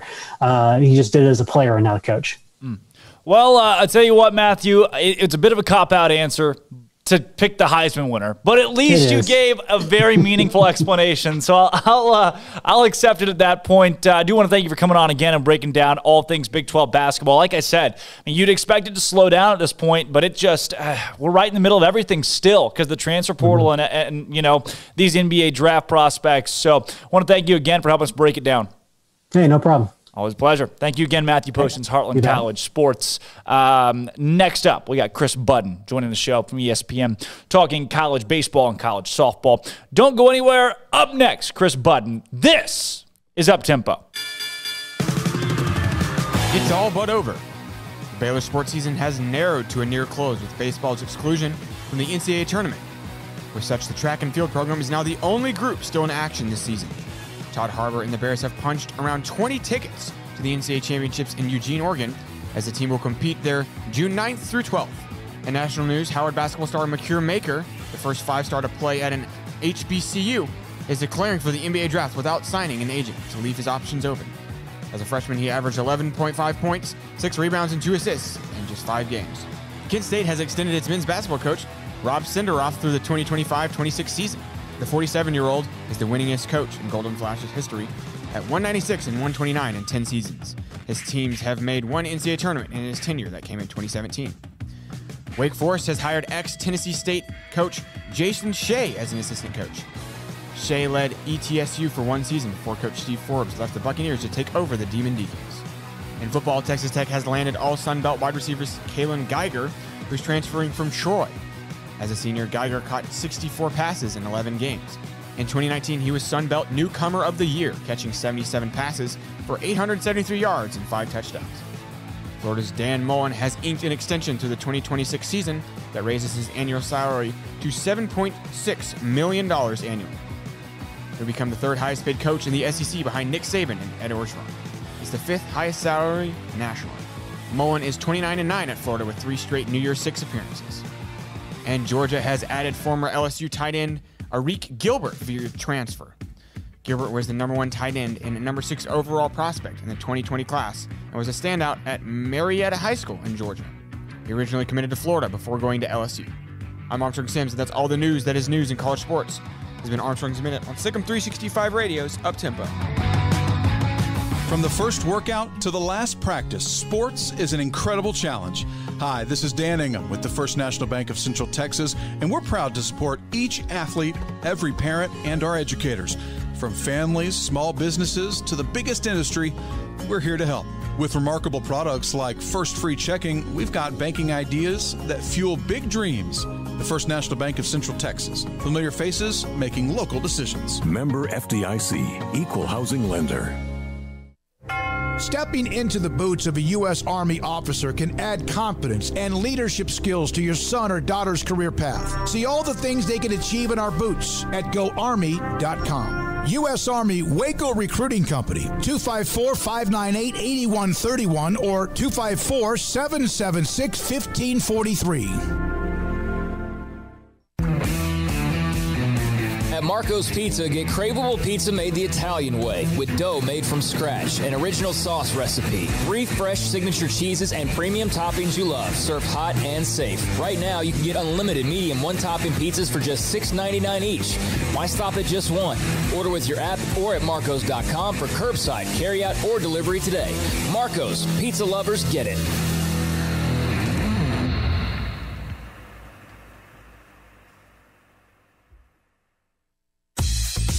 Southwest Sports Medicine and Orthopedics, the team physician of Baylor Athletics. Our doctors specialize in the diagnosis and treatment of any and all sports-related injuries. Celebrating over a decade of service in Central Texas, our doctors are equipped to handle a wide range of issues, whether it's your foot or ankle, orthopedic spine care, your hand or wrist, knee and shoulder pain, or if you're in need of our arthritis or total joint clinic. Come see us at the new Baylor Scott and White Ted and Sue Getterman Sports and Orthopedic Center. Trust the doctors at Baylor Trust, Southwest Sports Medicine and Orthopedics. Our goal is to get you back in the game. How did Edward Jones become one of the biggest financial service companies in the world? By not acting that way. Financial strategies, one-on-one advice, it's a big difference. And that's why Brad Wilson, your Edward Jones financial advisor, makes sense of investing. Experience the difference for yourself. Brad Wilson, 250 Sharon Drive in Woodway, 254-776-4337. Edward Jones, member SIPC. You want to know why Stonewood Dental is so successful? Listen to what happy customers have to say. It's pleasant. It's different than any other dentist office. I really feel like they care. And it's not that you're here for 2 hours waiting on someone to take care of you. It's quick and easy, and you know, I bring my kids, and my kids love being here too. They really love the treasure box. Staff is really nice and accommodating, real friendly. you feel more like home. It's not sterile looking. Everybody has their own personalized rooms with decorations and decor, and they'll even have a blanket for you when it's cold. I've recommended people to actually come here, and they are patients now. I really love it here. It feels like family. Learn more, stonewood-dental.com.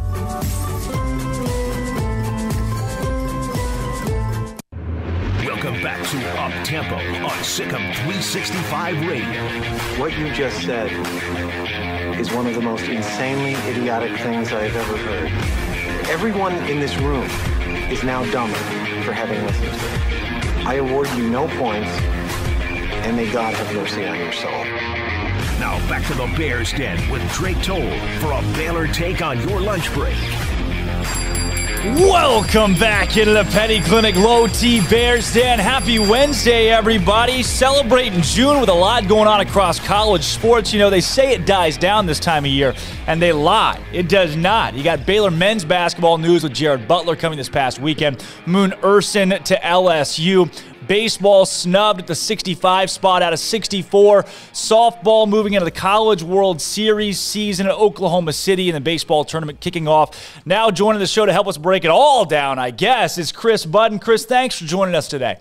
Hey, thanks. I know we're in like sports overload now because also you had the NBA Finals. We're a big tennis family in my household to the French Open. And now, like, just trying to follow college football and the transfers that are starting to open up, it's like I can't even begin to even think about that. It's like I had to focus on softball and baseball, and that's all my mind can actually handle at the moment. I love that you mentioned tennis because we, too, have become a tennis family here at Up Tempo as Baylor made to the national championship. We had Sam Gore on last week to help us talk about that. I mean, look, there's really nothing better than tennis, we have found out very recently. So college tennis is amazing. My husband was an All-American at Tennessee, and then he coached the women's Pepperdine team, which made it to the finals in the NCAA. It is like the setup of it, the way that they break down the courts and the scoring system. If you become a fan of tennis, watch college tennis because it's just exciting, nerve-wracking, and really a ton of fun. And you can yell a lot more in college tennis than you can pro. Like, you can be yourself and have a fun sports time. And trash talk, too. Like, it's the only time in tennis where that's allowed. Very bad trash talk, we have learned. There were a couple times this season in different languages, too. They get very unique with the collegiate tennis trash talk. But I know when I mentioned, Chris, that we could talk about it all, I didn't know we'd get into college tennis, but Here we are. I tell you what, though, we're getting into crunch time with baseball, softball, things on the diamond. Before we even get to that, Coach Krzyzewski at Duke announcing that he'll retire after this next season. I love that he's giving it that 1 year that folks can kind of say their goodbyes and you get the pageantry of the goodbye season. For you, in covering Coach K and being around college athletics, just everything he's done for the sports, I guess it's safe to say that college basketball is losing one of the top one or two to ever do it. He is. And when I think about my times with him, I work on a basketball crew with Dick Vitale. And so we're allotted more private one-on-one time than maybe you would on different crews. But I think he has this persona in the rest of the media as like being, really tough to deal with. And one-on-one, like in his office, he's fantastic and he's very gracious with his time when he's in there. So he's always someone to me that I feel like is very misunderstood between what you see at a podium and who he is behind the scenes. He's very his way or the highway. Like there's no halftime interviews with him. You do it with his staff. When you get to a certain point, you can call your own shots. But behind the scenes, and anyone that has covered the ACC for a long time will tell you he is so kind and incredibly gracious. And from a basketball standpoint, just like, when you look at coaching trees in football, like what he has done and who he has taught under him, the guys that have come up. I mean, look at Quinn Snyder now. It's just incredible the legacy that he's built even away from just Duke basketball.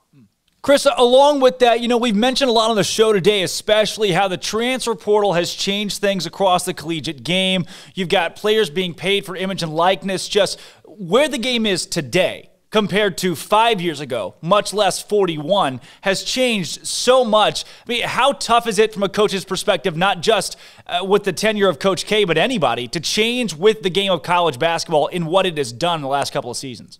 Yeah, I mean, obviously the players have a lot more power in their hands. It's just a growing, I'm excited for the players. I feel like this has been a long time coming with the name, image, likeness. I think they're also on top of that will be a learning curve of some responsibility, of some push and pull of now that the players have more power, how that works with a coaching staff. I mean, I grew up covering Pat Summitt, where like it was her way or the highway, and she ran you until you did suicides, until you threw up. That kind of stuff doesn't exist anymore because the players realize they have more power in the game. So I just think, the Krzyzewskis of the world, I think will have a harder time, just because of the era that they grew up in, and it's a different era of learning how to adapt to that.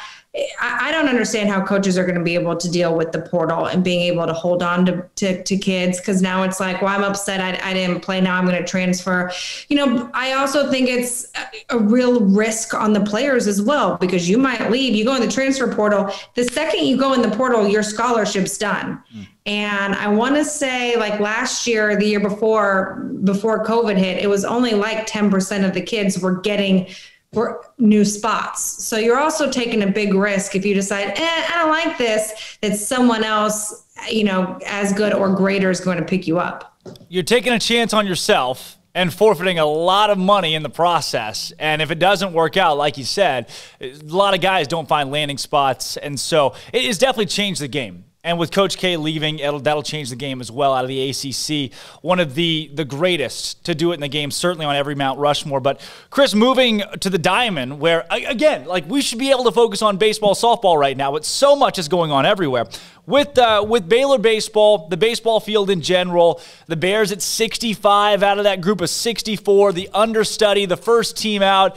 I mean, your assessment of the field, it just feels like this year was so much more than RPI or strength of schedule. This committee really had to weigh things that they'd never had to before. Yeah, and you also had to deal with like the Big Ten, who didn't play any out of conference schedule. We saw the same thing in softball. And it'll be interesting how it plays itself out in baseball. I think the top seeds are the top seeds, and I think, most of those will advance to Omaha. But the committee had the same issue in softball, and I know the softball community was ticked at some of the way that things fell out, in Washington earning a 16 seed, and they completely walked out of the selection show. And now when you look at who's made it to Oklahoma City, 2 unseeded teams. Yeah. An unseeded team hadn't made it to the Women's College World Series since 2012, and now you have 2. So it is really hard to go off of, some teams not playing non-conference. Pac-12 doesn't even have a tournament. How do you assess those things? So I think this year will be more interesting than previous as to who's able to escape. Like I look at things like the Knoxville Regional in baseball. Like the Vols are the 3 seed, and that I think they have the toughest draw as it is. Do they get upset in a regional? I think you'll see that around college baseball in the regionals this year. Chris, along with that, seeing what the committee was able to do, you got Michigan in. You talked about how the Big Ten is a little bit different considering they didn't play non-conference. Michigan, 89 RPI. 3 games in the Quad 1 all year, 1 win in the Quad 1, making it in over teams like Pitt that had 17 Quad 1 wins, or a Baylor that finished in the top half of the Big 12. And just it's a different year, obviously. But what I'm getting at is that you would have put Baylor in, right? Obviously, yeah. Mm-hmm. Well, perfect. That's all I needed. I tell you what, though, I'm looking at the course of the Big 12 at the top of this baseball field. You got Texas Tech, Texas, TCU, all in that top 8. Number one, what does that show about the conference in general in the game of baseball? Yeah, well, I mean, the Big 12 conference is obviously risen, whereas on the other side, the ACC dropped off a ton this year. And so with that allowing them to fall, I think it added some spots for the Big 12. To me, Big 12 country is an amazing spot for baseball. It has such a history behind it. I'm intrigued. Like, I think Texas is a fantastic team. TCU, I never know what I'm going to get. You know, they played really well in that Texas series. Then they started to struggle down the end of the year, and then they played great in the Big 12 championship. So they're a team that's like, I don't know what I'm going to get. Same with Oklahoma State. So I think it'll be interesting to see, you know, all these teams have the right pieces. Like, let's talk SEC for a minute. If you had asked me at the beginning of the year about Vanderbilt, I'm like, no one is going to be able to beat them in a 3-game series. Kumar Rocker, Jack Leiter, of course, yeah. Yeah, and now look at the SEC tournament. Both of them came away with losses. So it really depends on who gets, you know, hot at the right time. And we saw that with the Michigan team in 2019 at the College World Series. Chris, with it, I'm looking outside of the Big 12, and for me, somebody that grew up in Arkansas, there's not much of a bigger storyline in baseball than the dominance of the Hogs this year, winning the SEC regular season, winning the tournament title. They've won every weekend. They've got 46-10 and 27 wins in the Quad 1. Like, the more that I see from their schedule and what they've done this season, I'm not sure if we've seen a more dominant regular season in a conference as loaded in the as the SEC in a long time. And they've done it, and they're still tweaking their starting rotation. I mean, like, their season to me is just, it's incredible of how they've done it. Usually it takes like one dominant ace, like a really solid number 2, and not discrediting guys like Patrick Wicklander, but you know, they're still kind of tweaking. And when you have a guy like Kevin Kopps as a long inning closer, like what he can do, they're just fascinating to me. And they are so dominant, number 1, that the analysts were saying had they not played the SEC tournament and just forfeited it, they still would have been number 1, which is fascinating. Moving from baseball, which I know we'll get I'm sure we'll get an interesting field in Omaha. Every year, we talked about the Fresno States. I remember Kent State making it and winning a game in 2012 in Omaha, and obviously Coastal Carolina. It seems like it'll play out to be one of those years with COVID and what it's done to kind of change the landscape of sports. Moving over to what you talked about in softball, though. You know, James Madison, for anybody that's remotely followed softball, they know the name James Madison. That's not a surprise for them to be there. Georgia, the same. 2 unseeded teams, though. That, like you said, is so rare. Yeah. You know, Georgia's one of those teams that have been a roller coaster all season, but they got hot at the right time. You know, JMU has a pitcher in Odyssey Alexander who, like, basically pitches 350 pitches a weekend. They just ride her through the whole time, and she's phenomenal. I will say, like, those are really great stories. I still have a hard time seeing anyone beat Oklahoma. And yeah. I don't want to just ride with the number 1 team, but I just don't see how anyone can shut down their offense. We had the 2-game doubleheader on a Tuesday night with Oklahoma in Waco, and I do the PA for Baylor softball, and it was 1-0 Baylor going into the 4th, and you just felt it, like just maybe. And then your 9-hole hitter, Nicole Mendez, who when she's your 9-hole, that says a lot, hits a grand slam, and that's just kind of how things go for Oklahoma.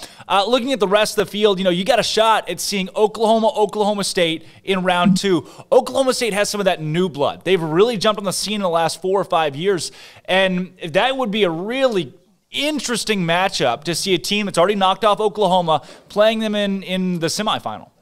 Yeah, and they're one of only 2 teams. I think Georgia's the only other team that's ever beaten Oklahoma this year. That game would probably just go around, be 15-10 and take 3.5 hours. That would be a fantastic game to watch, and just the rivalry between the 2 of them. Outside of that, Chris, I'm looking at the bottom side of this bracket, and you've got a lot. I mean, your Alabamas and Arizonas that have been there. It seems like every year they're vying for a title. UCLA at that 2 seed this season. They struggled a little bit in their regional, but it seems like they've caught back hot. When you look at this and the way that it'll shake out, I know you like Oklahoma. Who do you like Oklahoma to face? Yeah, I think there's interesting storylines, like Coach Candrea with Arizona. There's rumors that maybe he possibly is retiring at the end of the year. He would never confirm or deny. Do they ride that story the same way that we saw Mike Martin in Florida State in baseball in 2019?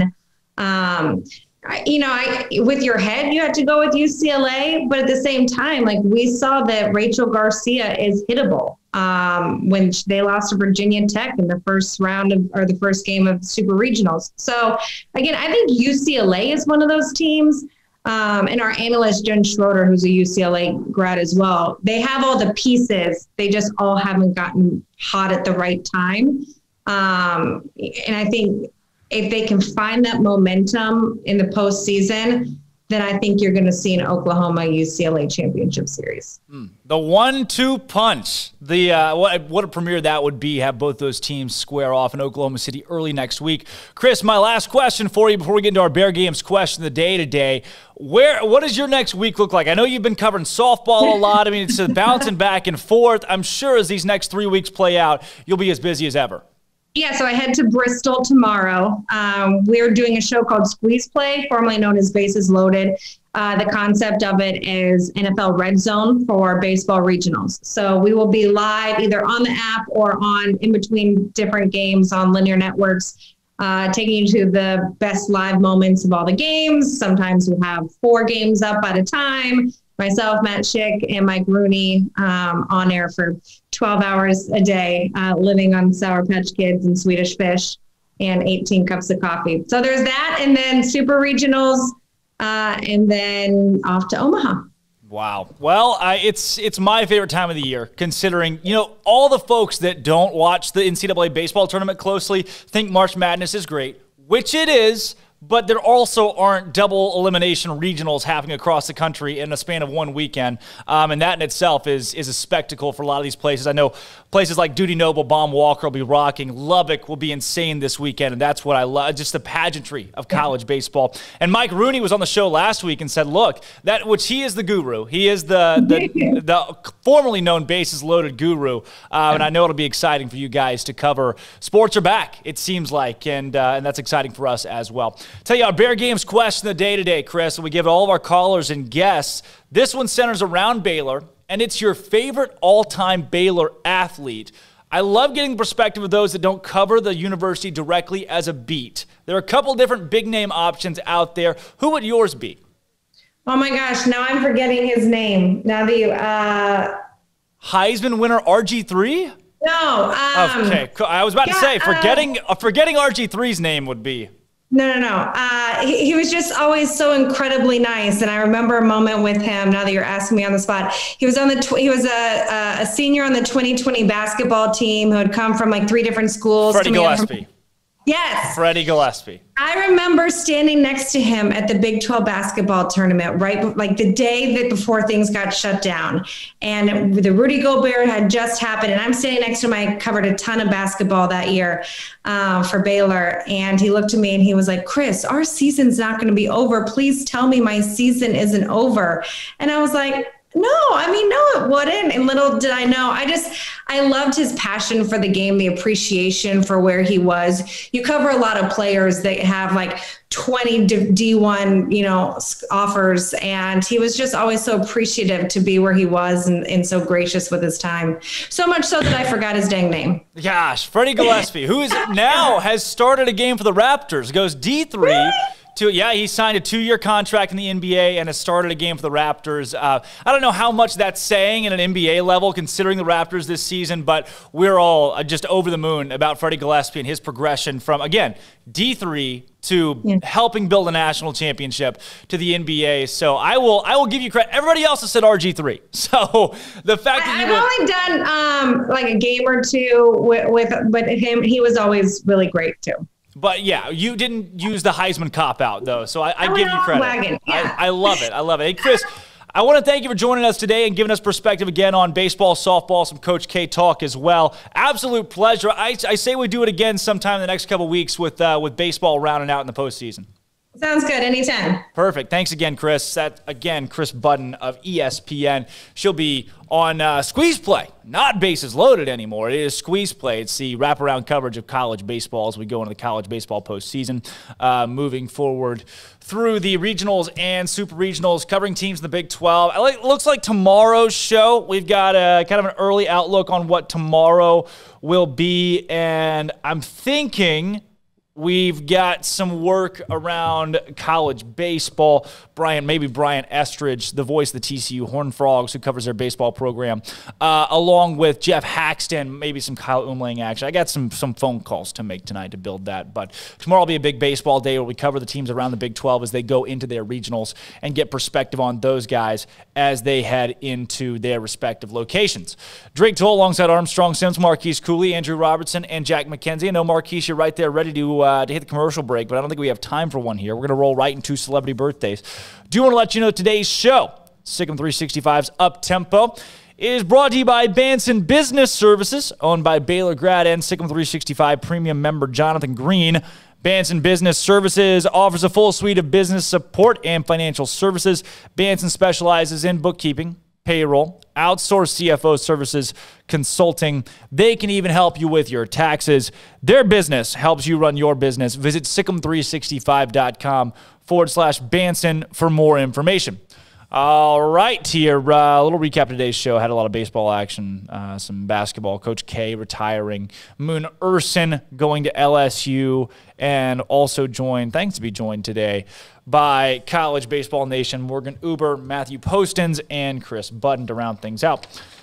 How about celebrity birthdays? And we got a lot of time to play today. We always run out of time with this game, but not today, my friends. Celebrity birthdays on time. Just a little bit loud, a little bit more. I love just bumping it. Celebrity birthday number 1, Andrew, Armstrong, Marquise, whoever. Jack. Sometimes Jack plays like 1 out of every 6 names. Jack will throw a number out there, and it's usually pretty close. Celebrity birthday number 1 is Beetlejuice, the comedian Beetlejuice. Yeah. 4? The comedian Beetlejuice. 26-4. I was going to say something 54. Else. 54? I was going to say something else. 53! Wow. Woo. Wow. Okay, I don't know who this guy is, but I'm going to say it because his name is just immaculate. God. Wentworth Miller. That guy's 90. That guy's Wentworth. He sounds like a 27-year-old. Yeah, he does, doesn't he? 78. Andrew from deep. He's working. He's grinding. Don't pull me. Yell a number. Just tell me. Don't distract my interns. 96. He's 49. He's 49. He's grinding. We have Collie 1. He's in the zone. Have you ever seen? I actually watched a show with Collie 1 on it last night. TikToker. Oh, 17. 17? 18. 18? 16? 19. Yes. 19. Oh, man. I thought you were going to go one above me. Anybody know who the right there. wrestler AJ Styles is? I actually do. I've seen him 1 or 2 times. You've seen him? Not in person, but like every now and then I watch a little WWE. Wow. Marquise. Really? Opening up the book. Telling us about yourself. How old is he then? I don't know. I would say 25. 30. 30? 27. 44. Big 44 birthday today. Wow. Abby Wambach. 36. 36. 37. I was going to go 38. 41. I got trapped. Hey, I think she'd be happy with our answers. Yeah. Well, that was all really nice. Wayne Brady. Wayne Brady is significantly younger than I thought he was, too. 50. Oh, yeah. I always get confused because he looks so much younger. I'm going to go 48. 48? Wayne Brady's the guy from Whose Line Is It Anyway? And he hosts, what does he host now? Anything you can think of. He just hosts a bunch of game shows. He does host a crap ton of game shows. Wayne Brady is the Game Show Network, for perspective. 49. He looks to me like he's like 54. Right between us. Andy Cohen. You should have gone there. Yeah, we'll skip Andy Cohen. Martha Washington has a birthday today. Everybody give it up. 300. No. It's like 280. You got a 300 piece? No, 274.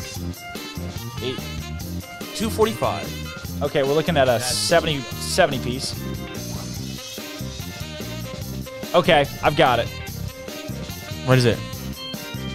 She is 260. 274, dang it. 260. All right, this day in sports history. Oh, Steve Smith, the cricket player.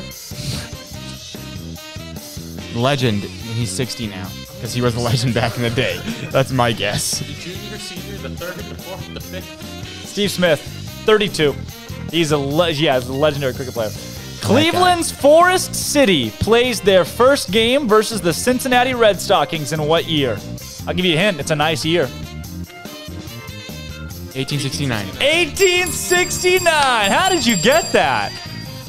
Did you give it away? Because your hints.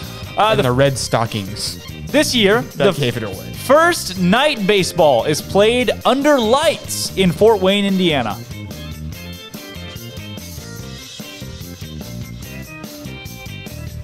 $1973.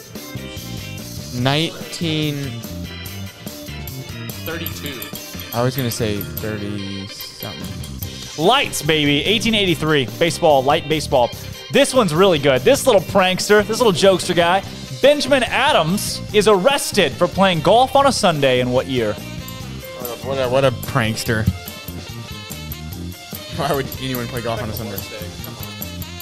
I'm going to say this was the year 1891. 17. I was going to go 1700s. I'm going to go 1752. 2016. Yeah, it's in 1901. 2016. FDR authorizes the first swimming pool inside the White House. You know, he was a cool guy. He couldn't walk, so he could swim.